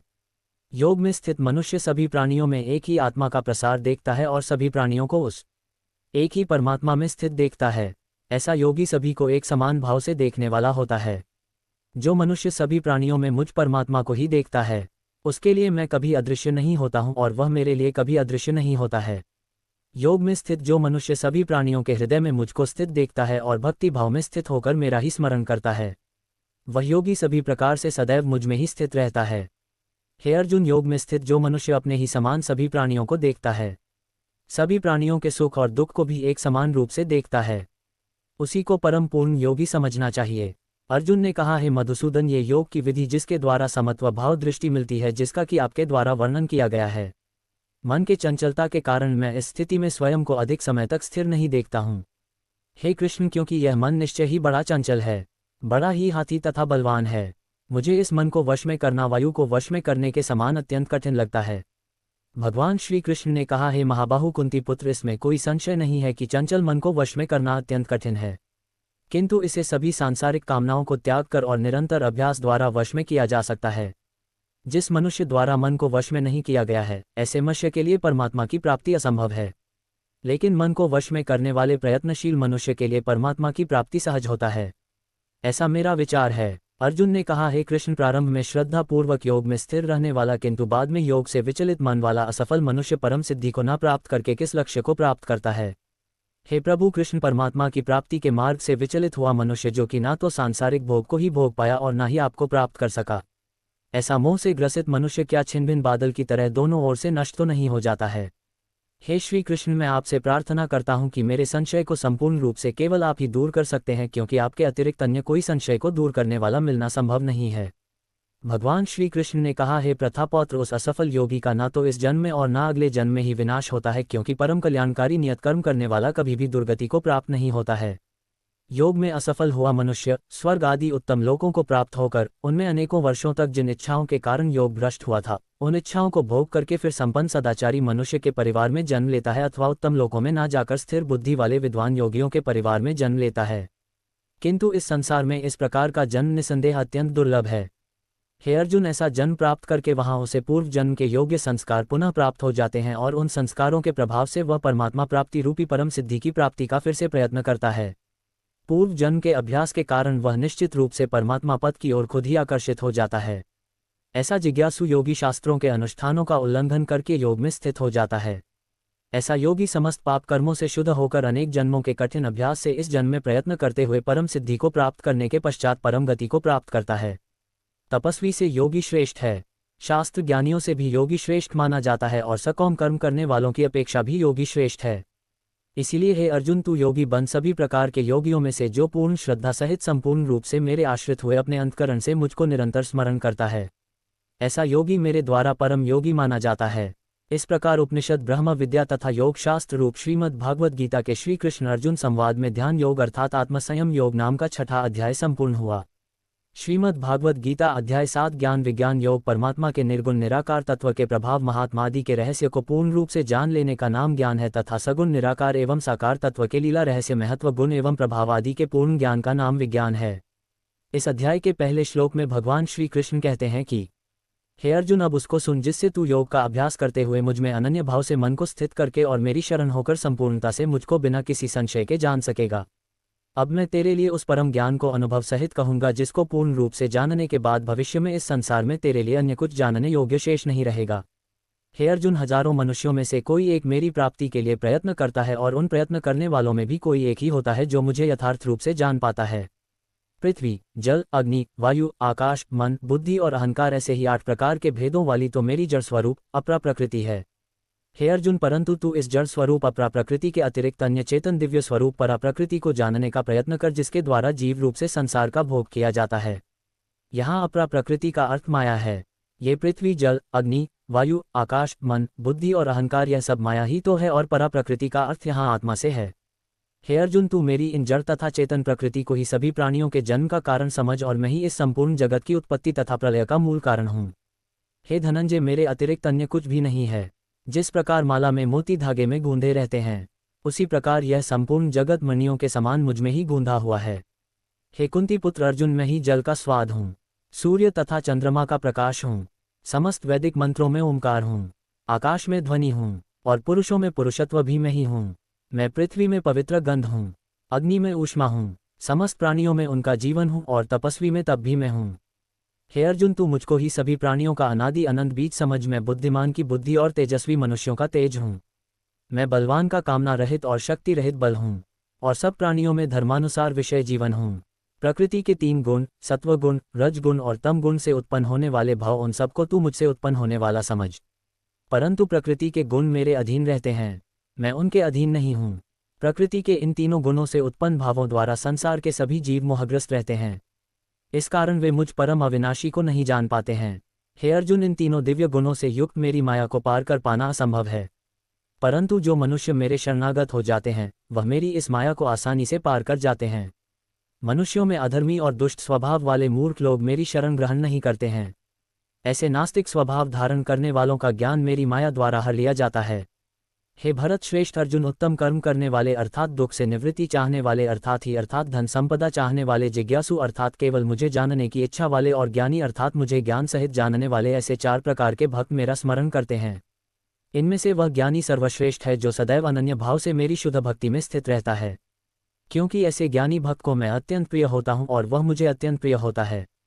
यद्यपि यह चारों प्रकार के भक्त उदार हृदय वाले हैं, परंतु मेरे मत के अनुसार ज्ञानी भक्त तो साक्षात मेरा ही स्वरूप होता है, क्योंकि वह स्थिर मन बुद्धि वाला ज्ञानी भक्त मुझे अपना सर्वोच्च लक्ष्य जानकर मुझ में ही स्थित रहता है। अनेकों जन्मों के बाद अपने अंतिम जन्म में ज्ञानी मेरी शरण ग्रहण करता है। उसके लिए सभी के हृदय में स्थित सब कुछ मैं ही होता हूँ। ऐसा महात्मा अत्यंत दुर्लभ होता है।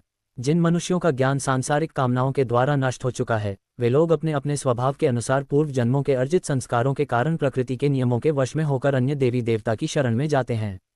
मनुष्य अपनी श्रद्धा के अनुसार जिस भी देवी देवताओं का पूजन करते हैं, मैं उसकी श्रद्धा को उन्हीं देवी देवताओं के प्रति स्थिर कर देता हूँ। वह भक्त सांसारिक सुख की कामनाओं से श्रद्धा से युक्त होकर उन देवी देवताओं की पूजा आराधना करते हैं और उसकी वह कामनाएं पूर्ण भी होती हैं, किंतु वास्तव में ये सभी इच्छाएं मेरे द्वारा ही पूरी की जाती हैं। परंतु अल्पबुद्धि वालों को प्राप्त हुआ फल क्षणिक होता है और भोगने के बाद समाप्त हो जाता है। देवताओं को पूजने वाले देवलोक को प्राप्त होते हैं, किंतु मेरे भक्त मेरे परमधाम को ही प्राप्त होते हैं। बुद्धिहीन मनुष्य मुझ अप्राकृतिक मैं सभी के लिए प्रकट नहीं हूँ, क्योंकि मैं अपनी योग्य माया द्वारा आच्छादित रहता हूँ। इसलिए यह मूर्ख मनुष्य मुझ अविनाशी परमात्मा को नहीं समझ पाते हैं। हे अर्जुन, मैं भूत, वर्तमान और भविष्य के सभी प्राणियों को जानता हूँ, लेकिन वास्तविकता में मुझे कोई नहीं जानता। हे भरतवंशी अर्जुन, संसार में सभी प्राणी इच्छा, द्वेष आदि द्वंद्व से उत्पन्न मोह के कारण जन्म लेकर पुण्य मोह को प्राप्त होते हैं। परंतु जिस मनुष्य ने पूर्व जन्मों में और इस जन्म में पुण्य कर्म किए हैं तथा उसके सभी पाप पूर्ण रूप से नष्ट हो चुके हैं, वह दृढ़ संकल्प के साथ मेरी भक्ति करके मोह आदि सभी द्वंद्व से मुक्त हो जाते हैं। जो मनुष्य मेरी शरण होकर वृद्धावस्था और मृत्यु से मुक्ति पाने की इच्छा करता है, ऐसे मनुष्य उस ब्रह्मा को, परमात्मा को और उसके सभी कर्मों को पूरी तरह से जानते हैं। जो मनुष्य मुझे अध्यब अर्थात संपूर्ण जगत का कर्ता, अधिदेव अर्थात संपूर्ण देवताओं का नियंत्रक तथा अधियज्ञ अर्थात संपूर्ण फलों का भोक्ता समझता है, और जिसका मन निरंतर मुझ में स्थित रहता है, वह मनुष्य मृत्यु के समय में भी मुझे जानता है और मेरे परमधाम को प्राप्त होता है। इस प्रकार उपनिषद, ब्रह्म विद्या तथा योग शास्त्र रूप श्रीमद् भागवत गीता के श्री कृष्ण अर्जुन संवाद में ज्ञान विज्ञान योग नाम का 7वां अध्याय संपूर्ण हुआ। श्रीमद् भागवत गीता अध्याय 8 अक्षर ब्रह्मा योग। अर्जुन के 7 प्रश्नों के उत्तर। अर्जुन पूछते हैं, हे पुरुषोत्तम, ये ब्रह्मा क्या है, आयात्म क्या है, कर्म क्या है, भूत किसे कहते हैं और अधिदैव कौन कहलाते हैं? हे मधुसूदन, यहाँ अधियज्ञ कौन है और वह इस शरीर में किस प्रकार स्थित रहता है, और शरीर के अंत समय में आत्मा संयमी अर्थात योग युक्त मनुष्यों द्वारा आपको किस प्रकार जाना जाता है? श्री भगवान ने कहा, जो अविनाशी है वही ब्रह्मा है, अर्थात आत्मा ही ब्रह्मा है, और आत्मा में स्थिर भाव अध्यात्म कहलाता है तथा जीवों के वह भाव जो कि अच्छे या बुरे संकल्प उत्पन्न करते हैं, उन भावों का मिट जाना ही कर्म कहलाता है। हे शरीरधारी में श्रेष्ठ अर्जुन, मेरी अपरा प्रकृति जो कि निरंतर परिवर्तनशील है, अधिभार जिसमें सूर्य, चंद्रमा आदि सभी देवता स्थित हैं, वह अधिदैव कहलाता है, और मैं प्रत्येक शरीरधारी के हृदय में अंतर्यामी रूप स्थित अधियज्ञ हूँ अर्थात यज्ञ का भोक्ता होता हूँ। जो मनुष्य जीवन के अंत समय में मेरा ही स्मरण करता हुआ शारीरिक बंधन से मुक्त होता है, वह मेरे ही भाव को अर्थात मुझको ही प्राप्त होता है, इसमें कुछ भी संदेह नहीं है। हे कुंती पुत्र, मनुष्य अंत समय में जिस भाव का स्मरण करता हुआ शरीर का त्याग करता है, वह उसी भाव को ही प्राप्त होता है जिस भाव का जीवन में निरंतर स्मरण किया है। इसलिए हे अर्जुन, तू हर समय मेरा ही स्मरण कर और युद्ध भी कर। मन बुद्धि से मेरे शरणागत होकर तू निश्चित रूप से मुझको ही प्राप्त होगा। हे प्रथापुत्र, जो मनुष्य बिना विचलित हुए अपनी चेतना अर्थात आत्मा से योग्य में स्थित होने का अभ्यास करता है, वह निरंतर चिंतन करता हुआ उस दिव्य परमात्मा को ही प्राप्त होता है। मनुष्य को उस परमात्मा के स्वरूप का स्मरण करना चाहिए जो कि सभी को जानने वाला है, पुरातन है, जगत का नियमता है, सूक्ष्म से भी अति सूक्ष्म है, सभी का पालन करता है, अकल्पनीय स्वरूप है, सूर्य के समान प्रकाशमान है और अंधकार से परे स्थित है।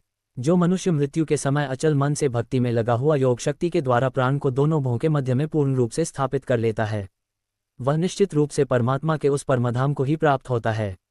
संन्यास योग और भक्ति योग से परमात्मा की प्राप्ति कैसे की जाती है, अब मैं तुम्हें उस उपाय को बताता हूँ।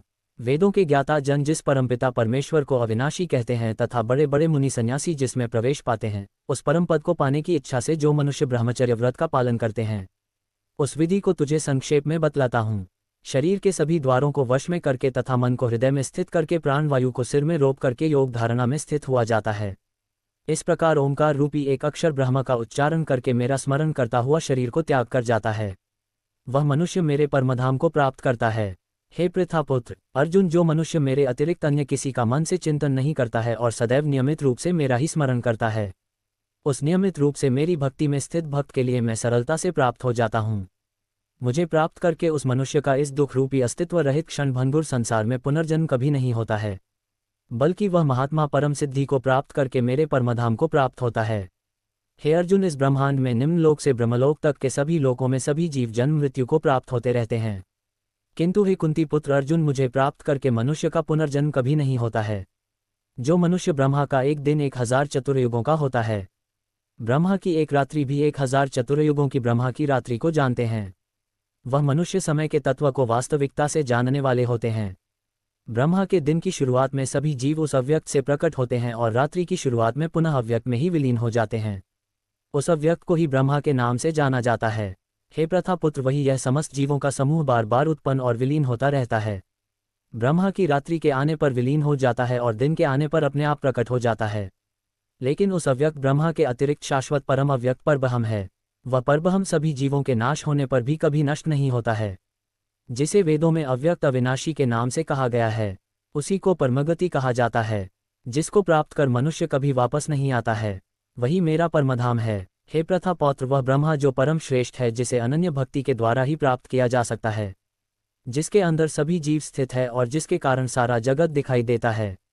हे अर्जुन श्रेष्ठ, जिस समय में शरीर को त्याग कर जाने वाले योगियों का पुनर्जन्म नहीं होता है और जिस समय में शरीर त्यागने पर पुनर्जन्म जन्म होता है, अब मैं तुम्हें उस समय के बारे में बतलाता हूँ जिस समय ज्योतिर्मय अग्नि जल रही हो, दिन का पूर्व सूर्य प्रकाश हो, शुक्ल पक्ष का चंद्रमा बढ़ रहा हो, और जब सूर्य उत्तर दिशा में रहता है, उन 6 महीनों के समय में शरीर का त्याग करने वाले ब्रह्मज्ञानी मनुष्य ब्रह्म को प्राप्त होते हैं। जिस समय अग्नि से धुआं फैल रहा हो, रात्रि का अंधकार हो, कृष्ण पक्ष का चंद्रमा घट रहा हो और जब सूर्य दक्षिण दिशा में रहता है, उन 6 महीनों के समय में शरीर त्यागने वाला स्वर्ग लोकों को प्राप्त होकर अपने शुभ कर्मों का फल भोग कर पुनर्जन्म को प्राप्त होता है। वेदों के अनुसार इस मृत्यु लोक से जाने के 2 ही शाश्वत मार्ग है, एक प्रकाश का मार्ग और दूसरा अंधकार का मार्ग। जो मनुष्य प्रकाश मार्ग से जाता है वह वापस नहीं आता है और जो मनुष्य अंधकार मार्ग से जाता है वह वापस लौट आता है। हे प्रथापुत्र, भक्ति में स्थित मेरा कोई भी भाग इन सभी मार्गों को जानते हुए भी कभी मोहग्रस्त नहीं होता है। इसीलिए हे अर्जुन, तू हर समय मेरी भक्ति में स्थिर हो। योग में स्थित मनुष्य वेदों के अध्ययन से, यज्ञ से, तप से और दान से प्राप्त सभी पुण्य फलों को भोगता हुआ अंत में निश्चित रूप से तत्व से जानकर मेरे परमधाम को ही प्राप्त करता है, जो कि मेरा मूल निवास स्थान है। इस प्रकार उपनिषद, ब्रह्म विद्या तथा योग शास्त्र रूप श्रीमद् भागवत गीता के श्री कृष्ण अर्जुन संवाद में अक्षर ब्रह्म योग नाम का 8वां अध्याय संपूर्ण हुआ। श्रीमद् भगवत गीता अध्याय 9वां राजविद्या योग। भगवान श्री कृष्ण ने कहा, हे अर्जुन, अब मैं तुच्छ ईर्ष्या करने वाले के लिए इस परम गोपनीय ज्ञान को अनुभव सहित कहता हूँ, जिसको जानकर तू इस दुख रूपी संसार से मुक्त हो सकेगा। ये ज्ञान सभी विद्याओं का राजा, सभी गोपनीय से भी अति गोपनीय, परम पवित्र, परम श्रेष्ठ है। ये ज्ञान अविनाशी परमात्मा का प्रत्यक्ष अनुभव कराने वाला है। हे अर्जुन, धर्म के प्रति श्रद्धा ना रखने वाले मनुष्य मुझे ना प्राप्त होकर जन्म मृत्यु रूपी मार्ग से इस संसार में आते जाते रहते हैं। मेरे कारण ही यह सारा संसार दिखाई देता है और मैं ही इस संपूर्ण जगत में अदृश्य शक्ति रूप में सभी जगह स्थित हूँ। सभी प्राणी मुझ में ही स्थित हैं, परंतु मैं उनमें स्थित नहीं हूँ। हे अर्जुन, यह मेरी ऐश्वर्यपूर्ण योग शक्ति को देख, यह संपूर्ण सृष्टि मुझ में कभी स्थित नहीं रहती है। फिर भी मैं सभी प्राणियों का पालन पोषण करने वाला हूँ और सभी प्राणियों में शक्ति रूप में स्थित हूँ, परंतु मेरा आत्मा सभी प्राणियों में स्थित नहीं रहता है, क्योंकि मैं ही सृष्टि का मूल कारण हूँ। जिस प्रकार सभी जगह बहने वाली महान वायु सदैव आकाश में स्थित रहती है, उसी प्रकार सभी प्राणी मुझ में स्थित रहते हैं। हे कुंती पुत्र, कल्प के अंत में सभी प्राणी मेरी प्रकृति में प्रवेश करके विलीन हो जाते हैं और अगले कल्प के आरंभ में उनको अपनी इच्छा शक्ति से फिर उत्पन्न करता हूँ। तब 84 लाख योनियों में सभी प्राणी अपनी इच्छा शक्ति के कारण बार बार मेरी इच्छा शक्ति से विलीन और उत्पन्न होते रहते हैं। ये सभी पूर्ण रूप से खुद ही मेरी इच्छा शक्ति के अधीन होते हैं, अर्थात मेरी प्रकृति के अधीन होते हैं। हे धनंजय, ये सभी कर्म मुझे बांध नहीं पाते हैं, क्योंकि मैं उन कार्यों में बिना किसी फल की इच्छा से उदासीन भाव में स्थित रहता हूँ। हे कुंती पुत्र, मेरी अधीनता में मेरी अपराशक्ति सभी चर तथा अचर जीव उत्पन्न और विनाश करती रहती है। इसी कारण से ये संसार परिवर्तनशील है। मूर्ख मनुष्य मुझे अपने ही समान जन्म मृत्यु को प्राप्त होने वाला समझते हैं, इसलिए वह सभी मनुष्य जीवात्माओं का परम ईश्वर वाले मेरे स्वभाव को नहीं समझ पाते हैं। ऐसे मनुष्य कभी न पूर्ण होने वाली आशा में, कभी न पूर्ण होने वाले कर्मों में और कभी न प्राप्त होने वाले ज्ञान में मोहग्रस्त होकर मेरी मोहने वाली भौतिक प्रकृति की ओर आकृष्ट होकर निश्चित रूप से राक्षसी प्रवृत्ति और आसुरी स्वभाव धारण किए रहते हैं। हे प्रथापुत्र, मोह से मुक्त हुए महापुरुष दैय स्वभाव को धारण करके मेरी शरण ग्रहण करते हैं और मुझको सभी जीव आत्माओं का उद्गम जानकर अनन्य भाव से मुझ अविनाशी का स्मरण करते हैं। ऐसे महापुरुष दृढ़ संकल्प से प्रयत्न करके निरंतर मेरे नाम और महिमा का गुणगान करते हैं और सदैव मेरी भक्ति में स्थिर होकर मुझे बार बार प्रणाम करते हुए मेरी पूजा करते हैं। कुछ मनुष्य ज्ञान के अनुशीलन द्वारा यज्ञ कर, कुछ मनुष्य मुझे एक ही तत्व जानकर, कुछ मनुष्य अलग अलग तत्व जानकर अनेक विधियों से निश्चित रूप से मेरे वैश्वना हूँ। मैं ही जड़ी बूटी रूप में औषधि हूँ, मैं ही मंत्र हूँ, मैं ही कृत हूँ, मैं ही अग्नि हूँ और मैं ही हवन में दी जाने वाली आहुति हूँ। इस संपूर्ण ब्रह्मांड का मैं ही पालन करने वाला पिता हूँ, मैं ही उत्पन्न करने वाली माता हूँ, मैं ही मूल स्रोत दाता हूँ, मैं ही इसे धारण करने वाला हूँ, मैं ही पवित्र करने वाला ओंकार शब्द हूँ, मैं ही ऋग्वेद, सामवेद और यजुर्वेद हूँ, मैं ही सभी प्राप्त होने वाला परम लक्ष्य हूँ, मैं ही सभी का भरण पोषण करने वाला हूँ, मैं ही सभी का स्वामी हूँ, मैं ही सभी के अच्छे बुरे कर्मों को देखने वाला हूँ, मैं ही सभी का परमधाम हूँ, मैं ही सभी की शरण स्थली हूँ, मैं ही सभी से प्रेम करने वाला घनिष्ठ मित्र हूँ, मैं ही सृष्टि को उत्पन्न करने वाला हूँ, मैं ही सृष्टि का संहार करने वाला हूँ, मैं ही सभी का स्थिर आधार हूँ, मैं ही सभी को आश्रय देने वाला हूँ और मैं ही सभी का अविनाशी कारण हूँ। हे अर्जुन, मैं ही सूर्य रूप में तपक जल को भाप रूप में रोककर बारिश रूप में उत्पन्न होता हूँ। मैं ही निश्चित रूप से अमर तत्व हूँ, मैं ही मृतत्व हूँ, मैं ही सत्य रूप में तत्व हूँ और मैं ही असत्य रूप में पदार्थ हूँ। जो मनुष्य तीनों वेदों के अनुसार यज्ञों के द्वारा मेरी पूजा करके सभी पापों से पवित्र होकर स्वर्गलोकों की प्राप्ति के लिए प्रार्थना करते हैं, वह मनुष्य अपने पुण्य के फल स्वरूप इंद्रोक में जन्म को प्राप्त होकर स्वर्ग में देवी देवताओं वाले सुखों को भोगते हैं। वह जीवात्मा उस विशाल स्वर्गलोक के सुखों का भोग करके पुण्य फलों के शपथ होने पर इस मृत्युलोक में पुनः जन्म को प्राप्त होते हैं। इस प्रकार तीनों वेदों के सिद्धांतों का पालन करके सांसारिक सुख की कामना वाले मनुष्य बार बार जन्म और मृत्यु को प्राप्त होते रहते हैं। जो मनुष्य एकमात्र मुझे लक्ष्य मानकर अनन्य भाव से मेरा ही स्मरण करते हुए कर्तव्य कर्म द्वारा पूजा करते हैं, जो सदैव निरंतर मेरी भक्ति में लीन रहता है, उस मनुष्य की सभी जरूरतें और सुरक्षा की जिम्मेदारी मैं स्वयं निभाता हूँ। हे कुंती पुत्र, जो भी मनुष्य श्रद्धापूर्वक भक्तिभाव से अन्य देवी देवताओं को पूजा करते हैं वह भी निश्चित रूप से मेरी ही पूजा करते हैं, किंतु उनका वह पूजा करना अज्ञानतापूर्ण मेरी प्राप्ति की विधि से अलग त्रुटिपूर्ण होता है। मैं ही निश्चित रूप से समस्त यज्ञों का भोग करने वाला हूँ और मैं ही स्वामी हूँ, परंतु वह मनुष्य मेरे वास्तविक स्वरूप को तत्व से नहीं जानते, इसलिए वह कामनाओं के कारण पुनर्जन्म को प्राप्त होते हैं। जो मनुष्य देवताओं की पूजा करते हैं वह देवताओं को प्राप्त होते हैं, पूर्वजों की पूजा करते हैं वह पूर्वजों को प्राप्त होते हैं, जो भूतों की पूजा करते हैं वह उन भूतों के कुल को प्राप्त होते हैं, परंतु जो मनुष्य मेरी पूजा करते हैं वह मुझे ही प्राप्त होते हैं। जो मनुष्य एक पत्ता, एक फूल, एक फल, थोड़ा सा जल और कुछ भी निष्काम भक्ति भाव से अर्पित करता है, उस शुद्ध भक्त का निष्काम भक्ति भाव से अर्पित किया सभी कुछ मैं स्वीकार करता हूँ। हे कुंती पुत्र, तू जो भी कर्म करता है, जो भी खाता है, जो भी हवन करता है, जो भी दान देता है और जो भी तपस्या करता है, उस सभी को मुझे समर्पित करते हुए कर। इस प्रकार तू समस्त अच्छे और बुरे कर्मों के फलों के बंधन से मुक्त हो जाएगा और मन से सभी सांसारिक कर्मों को त्याग कर मन को परमात्मा में स्थिर करके विशेष रूप से मुक्त होकर मुझे ही प्राप्त होगा।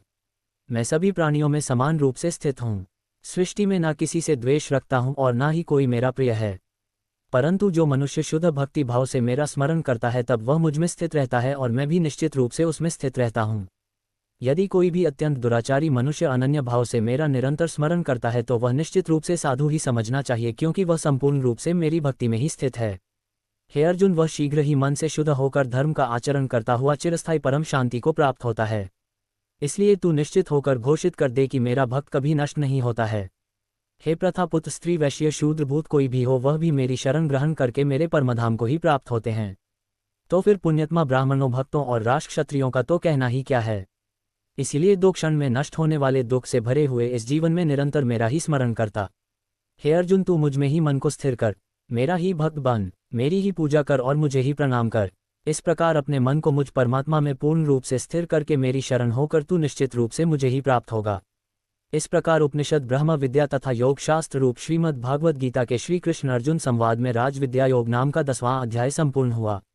श्रीमद् भागवत गीता अध्याय 11वीं विभूति योग। भगवान के ऐश्वर्य का वर्णन। श्री भगवान ने कहा, हे महाबाहु अर्जुन, तू मेरे परम प्रभावशाली वचनों को फिर से सुन, क्योंकि मैं तुझे अत्यंत प्रिय मानता हूँ, इसलिए तेरे हित के लिए कहता हूँ। मेरे ऐश्वर्य के प्रभाव को ना तो कोई देवता गण जानते हैं और ना ही कोई महान रहस्य गण ही जानते हैं, क्योंकि मैं ही सभी प्रकार से देवताओं और महर्षियों को उत्पन्न करने वाला हूँ। जो मनुष्य मुझे जन्म मृत्यु रहित, अंतरहित और सभी लोकों का महान ईश्वरीय रूप को जान जाता है, वह मृत्यु को प्राप्त होने वाला मनुष्य मोह से मुक्त होकर सभी पापों से मुक्त हो जाता है। हे अर्जुन, संशय को मिटाने वाली बुद्धि, मोह से मुक्ति दिलाने वाला ज्ञान, क्षमा का भाव, सत्य का आचरण, इंद्रियों का नियंत्रण, मन की स्थिरता, सुख दुख की अनुभूति, जन्म मृत्यु का कारण, भय अभय की चिंता, अहिंसा का भाव, समानता का भाव, संतुष्ट होने का स्वभाव, तपस्या की शक्ति, दानशीलता का भाव, यश अपयश की प्राप्ति में जो भी कारण होते हैं, ये सभी मनुष्यों के अनेकों प्रकार के भाव मुझसे ही उत्पन्न होते हैं। 7 महान रस्य और उनसे भी पहले उत्पन्न होने वाले 4 संकात कुमारों एवं स्वम मनु आदि, यह सभी मेरे मन इच्छा शक्ति से उत्पन्न हुए हैं। संसार के सभी लोकों के समस्त जीव इन्हीं की ही संतानें हैं।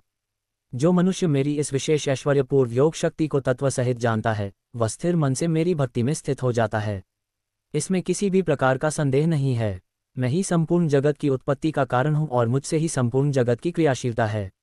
इस प्रकार मानकर विद्वान मनुष्य अत्यंत भक्ति भाव से मेरा ही निरंतर स्मरण करते हैं। जिन मनुष्यों के चित्त मुझ में स्थिर रहते हैं और जिन्होंने अपना जीवन मुझको ही समर्पित कर दिया है, वह भक्तजन आपस में एक दूसरे को मेरा अनुभव कराते हैं।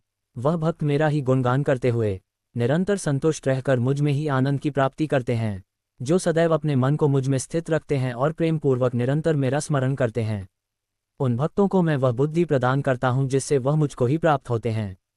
हे अर्जुन, उन भक्तों पर विशेष कृपा करने के लिए उनके हृदय में स्थित आत्मा के द्वारा उनके अज्ञान रूपी अंधकार को ज्ञान रूपी दीपक के प्रकाश से दूर करता हूँ। अर्जुन ने कहा, हे कृष्ण, आप परमेश्वर हैं, आप परब्रह्म हैं, आप परम आश्रयदाता, आप परम शुद्ध चेतना है, आप शाश्वत पुरुष हैं, आप दिव्य हैं, आप अजन्मा है, आप समस्त देवताओं के भी आदिदेव और आप ही सर्वत्र व्याप्त हैं। हे कृष्ण, जो अब आप स्वयं मुझे बता रहे हैं, ये तो सभी रस्य गण आसित देवल और व्यास तथा देवर्षि नारद भी कहते हैं। हे केशव, जो ये सब कुछ आप मुझे बता रहे हैं, उसे मैं पूर्ण सत्य रूप से स्वीकार करता हूँ। हे प्रभु, आपके स्वरूप को ना तो देवता गण और ना ही असुरागण्य जान सकते हैं। हे पुरुषोत्तम, हे संपूर्ण ब्रह्मांड के स्वामी, हे समस्त देवताओं के देव, हे समस्त प्राणियों को उत्पन्न करने वाले, हे सभी प्राणियों के ईश्वर, एकमात्र आप ही अपने आप को जानते हैं, या फिर वही जान पाता है जिसकी अंतरात्मा में प्रकट होकर आप अपना ज्ञान कराते हैं। हे कृष्ण, कृपा करके आप अपने उन अलौकिक ऐश्वर्यपूर्ण स्वरूपों को विस्तार से कहिए जिसे कहने में केवल आप ही समर्थ है, जिन ऐश्वर्य द्वारा आप इन सभी लोकों में व्याप्त होकर स्थित है। हे योगेश्वर, मैं किस प्रकार आपका निरंतर चिंतन करके आपको जान सकता हूँ और मैं आपके ईश्वरीय स्वरूप का किन किन भावों से स्मरण करूँ। हे योगेश्वर, अपनी योग्य शक्ति और अपने ऐश्वर्यपूर्ण रूपों को फिर भी विस्तार से कहिए, क्योंकि आपके अमृत स्वरूप वचनों को सुनते हुए भी मेरी तृप्ति नहीं हो रही है। भगवान श्री कृष्ण ने कहा, हे गुरु श्रेष्ठ, अब मैं तेरे लिए अपने मुख्य अलौकिक ऐश्वर्यपूर्ण रूपों को कहूँगा, क्योंकि मेरे विस्तार की तो कोई सीमा नहीं है। हे अर्जुन, मैं समस्त प्राणियों के हृदय में स्थित आमा हूँ और मैं ही सभी प्राणियों की उत्पत्ति का, मैं ही सभी प्राणियों के जीवन का और मैं ही सभी प्राणियों की मृत्यु का कारण हूँ। मैं सभी आदित्य में विष्णु हूँ, मैं सभी ज्योतियाँ में प्रकाशमान सूर्य हूँ, मैं सभी मर्तों में मरीच नामक वायु हूँ, और मैं ही सभी नक्षत्रों में चंद्रमा हूँ। मैं सभी वेदों में सामवेद हूँ, मैं सभी देवताओं में स्वर्ग का राजा इंद्र हूँ, सभी इंद्रियों में मन हूँ और सभी प्राणियों में चेतना स्वरूप जीवन शक्ति हूँ। मैं सभी रुद्र में शिव हूँ, मैं यक्ष तथा राक्षसों में धन का स्वामी कुबेर हूँ, मैं सभी वसु में अग्नि हूँ, और मैं ही सभी शिखरों में मेरु हूँ। हे पार्थ, सभी पुरोहितों में मुख्य बृहस्पति मुझे ही समझ। मैं सभी सेना नायकों में कार्तिकेय हूँ, और मैं ही सभी जलाशयों में समुद्र हूँ। मैं महर्षियों में भैरु हूँ, मैं सभी वाणी में एक अक्षर हूँ, मैं सभी प्रकार के यज्ञों में जप यज्ञ हूँ, और मैं ही सभी स्थिर रहने वालों में हिमालय पर्वत हूँ। मैं सभी वृक्षों में पीपल हूँ, मैं सभी देवर्षियों में नारद हूँ, और मैं सभी गंधर्व में चित्ररथ हूँ, और मैं ही सभी सिद्ध पुरुषों में कपिल मुनि हूँ। समस्त घोड़ों में समुद्र मंथन से अमृत के साथ उत्पन्न उच्च शवा घोड़ा मुझे ही समझ। मैं सभी हाथियों में ऐरावत हूँ, और मैं ही सभी मनुष्यों में राजा हूँ। मैं सभी हथियारों में वज्र हूँ, मैं सभी गायों में सुरभ हूँ। मैं धर्मानुसार संतान उत्पत्ति का कारण रूप प्रेम का देवता कामदेव हूँ, और मैं ही सभी सर्पों में वासुकी हूँ। मैं सभी नागों में शेष नाग हूँ, मैं समस्त जलचर में वरुण देव हूँ। मैं सभी पितरों में रमा हूँ, और मैं ही सभी नियमों को पालन करने वालों में यमराज हूँ। मैं सभी असुरों में भक्त प्रहलाद हूँ, मैं सभी गिनती करने वालों में समय हूँ।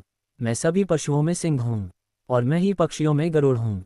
मैं समस्त पवित्र करने वालों में वायु हूँ, मैं सभी शस्त्र धारण करने वालों में राम हूँ। मैं सभी मछलियों में मगर हूँ, और मैं ही समस्त नदियों में गंगा हूँ। हे अर्जुन, मैं ही समस्त सृष्टियों का आदि मध्य और अंत हूँ। मैं सभी विद्या में ब्रह्म विद्या हूँ, और मैं ही सभी तर्क करने वालों में निर्णायक सत्य हूँ। मैं सभी अक्षरों में ओंकार हूँ, मैं ही सभी समास में द्वंद्व हूँ। मैं कभी ना समाप्त होने वाला समय हूँ, और मैं ही सभी को धारण करने वाला विराट स्वरूप हूँ। मैं ही सभी को नष्ट करने वाली मृत्यु हूँ, मैं ही भविष्य में सभी को उत्पन्न करने वाली सृष्टि हूँ। स्त्रियों वाले गुणों में कीर्ति, सौंदर्य, वाणी की मधुरता, स्मरण शक्ति, बुद्धि, धारणा और क्षमा भी मैं ही हूँ। मैं सामवेद की गाने वाली श्रुति हूँ, मैं बृहत साम हूँ, मैं छंदों में गायत्री छंद हूँ, मैं महीनों में मार्ग शीर्ष, और मैं ही रथों में वसंत हूँ। मैं चलने वालों का जुआ हूँ, मैं तेजस्वी का तेज हूँ, मैं जीतने वालों की विजय हूँ, मैं व्यवसायों का निश्चय हूँ, और मैं ही सत्य बोलने वालों का सत्य सत्य। मैं विष्णु वंश में वासुदेव हूँ, मैं ही पांडवों में अर्जुन हूँ, मैं मुनियों में वेद व्यास हूँ, और मैं ही कवियों में शुक्राचार्य हूँ। मैं दमन करने वालों का दंड हूँ, मैं विजय की कामना वालों की नीति हूँ, रहस्य रखने वालों का मौन हूँ, और मैं ही ज्ञानियों का ज्ञान हूँ। हे अर्जुन, वह बीज भी मैं ही हूँ, जिनके कारण सभी प्राणियों की उत्पत्ति होती है, क्योंकि संसार में कोई भी ऐसा चर या अचर प्राणी नहीं है जो मेरे बिना अलग रह सके। हे परम तत्व अर्जुन, मेरी लौकिक और अलौकिक ऐश्वर्यपूर्ण स्वरूपों का अंत नहीं है।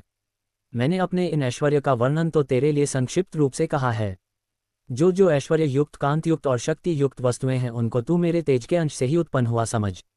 किंतु हे अर्जुन, तुझे इस प्रकार सारे ज्ञान को विस्तार से जानने की आवश्यकता ही क्या है?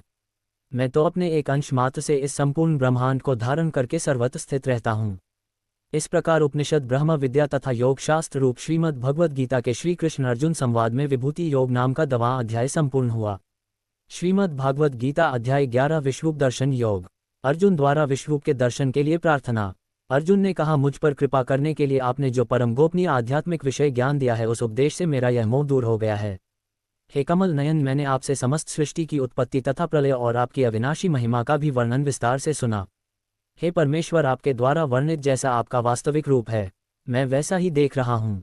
किंतु हे पुरुषोत्तम, मैं आपके ऐश्वर्य युक्त रूप का प्रत्यक्ष दर्शन करना चाहता हूँ। हे प्रभु, यदि आप उचित मानते हैं कि मैं आपके उस रूप को देखने में समर्थ हूँ, तब हे योगेश्वर, आप कृपा करके मुझे अपने उस अविनाशी विश्व रूप में दर्शन दीजिए।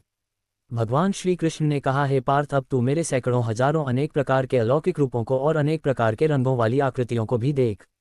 हे भरत श्रेष्ठ अर्जुन, तू मुझमें अदिति के 12 पुत्रों को, 8 वसु को, 11 रुद्र को, दोनों अश्विनी कुमारों को, 49 मरुदगालव को और इसके पहले कभी किसी के द्वारा ना देखे हुए उन अनेकों आश्चर्यजनक रूपों को भी देख। हे अर्जुन, तू मेरे इस शरीर में एक स्थान में चराचर सृष्टि सहित संपूर्ण ब्रह्मांड को देख, और अन्य कुछ भी तू देखना चाहता है उन्हें भी देख, किंतु तू अपनी इनाम आंखों की दृष्टि से मेरे इस रूप को देखने में निश्चित रूप से समर्थ नहीं है। इसलिए मैं तुझे अलौकिक दृष्टि देता हूँ, जिससे तू मेरी इस ईश्वरीय योग्य शक्ति को देख। संजय द्वारा धृतराष्ट्र के समक्ष विश्व का वर्णन।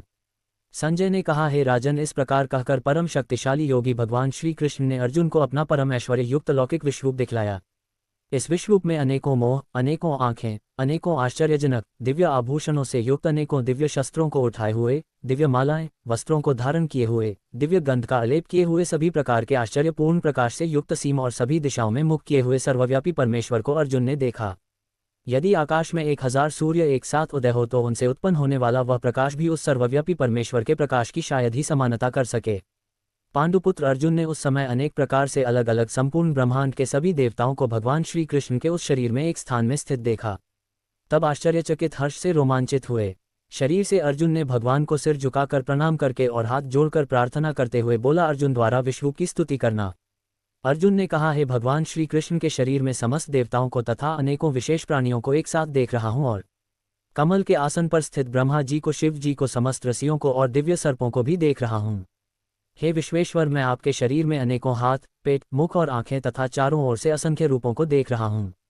हे विश्वरूप, ना तो मैं आपका अंत, ना माध्य और ना आदि को ही देख पा रहा हूं। मैं आपको चारों ओर से मुकुट पहने हुए, गधा धारण किए हुए और चक्र सहित अपार तेज से प्रकाशित देख रहा हूं, और आपके रूप को सभी ओर से अग्नि के समान जलता हुआ, सूर्य के समान चककाच करने वाले प्रकाश को कठिन से देख पा रहा हूं। हे भगवान, आप ही जानने योग्य परब्रह्म परमात्मा हैं। आप ही इस जगत के परम आधार हैं। आप ही अविनाश सनातन धर्म के पालक हैं, और मेरी समझ से आप ही अविनाशी सनातन पुरुष हैं। आप अनादि हैं, अनंत है और माध्य रहित है। आपकी महिमा अनंत है। आपकी असंख्य भुजाएं हैं। चंद्र और सूर्य आपकी आंखें हैं। मैं आपके मुख से जलती हुई अन्न के निकलने वाले तेज के कारण इस संसार को तपते हुए देख रहा हूँ। हे महापुरुष, संपूर्ण आकाश से लेकर पृथ्वी तक के बीच के आप ही अकेले सभी दिशाओं में व्याप्त है, और आपके इस भयंकर आश्चर्यजनक रूप को देखकर तीनों लोग भयभीत हो रहे हैं। सभी देवों के समूह आप में प्रवेश कर रहे हैं। उनमें से कुछ भयभीत होकर हाथ जोड़कर आपका गुणगान कर रहे हैं, और महर्षि गण और सिद्धों के समूह कल्याण हो, इस प्रकार कहकर उत्तम वैदिक मंत्रों द्वारा आपकी स्तुति कर रहे हैं। शिव के सभी रूप, सभी आदित्य गण, सभी वासु, सभी साध्य गण, संपूर्ण विश्व के देवता, दोनों अश्विनी कुमार तथा समस्त मरुद गण और पितरों का समूह, सभी गंधर्व, सभी यक्ष, समस्त राक्षस और सिद्धों के समूह, वह सभी आश्चर्यचकित होकर आपको देख रहे हैं। हे महाबाहु, आपके अनेकों मुख, आंखें, अनेकों हाथ, जंघा, पैरों, अनेकों पेट और अनेकों दांतों के कारण विराट रूप को देखकर सभी लोग व्याकुल हो रहे हैं, और उन्हीं की तरह मैं भी व्याकुल हो रहा हूँ। हे वैष्णव, आकाश को स्पर्श करता हुआ अनेकों प्रकाशमान रंगों से युक्त मुख को फैलाए हुए और आपकी चमकती हुई बड़ी बड़ी आंखों को देखकर मेरा मन भयभीत हो रहा है। मैं न तो धैर्य धारण कर पा रहा हूं और न ही शांति को प्राप्त कर पा रहा हूं। इस प्रकार दांतों के कारण विकराल और प्रलयकारी अग्नि के समान आपके मुख को देखकर मैं आपकी न तो कोई दिशा को जान पा रहा हूं और न ही सोच पा रहा हूं।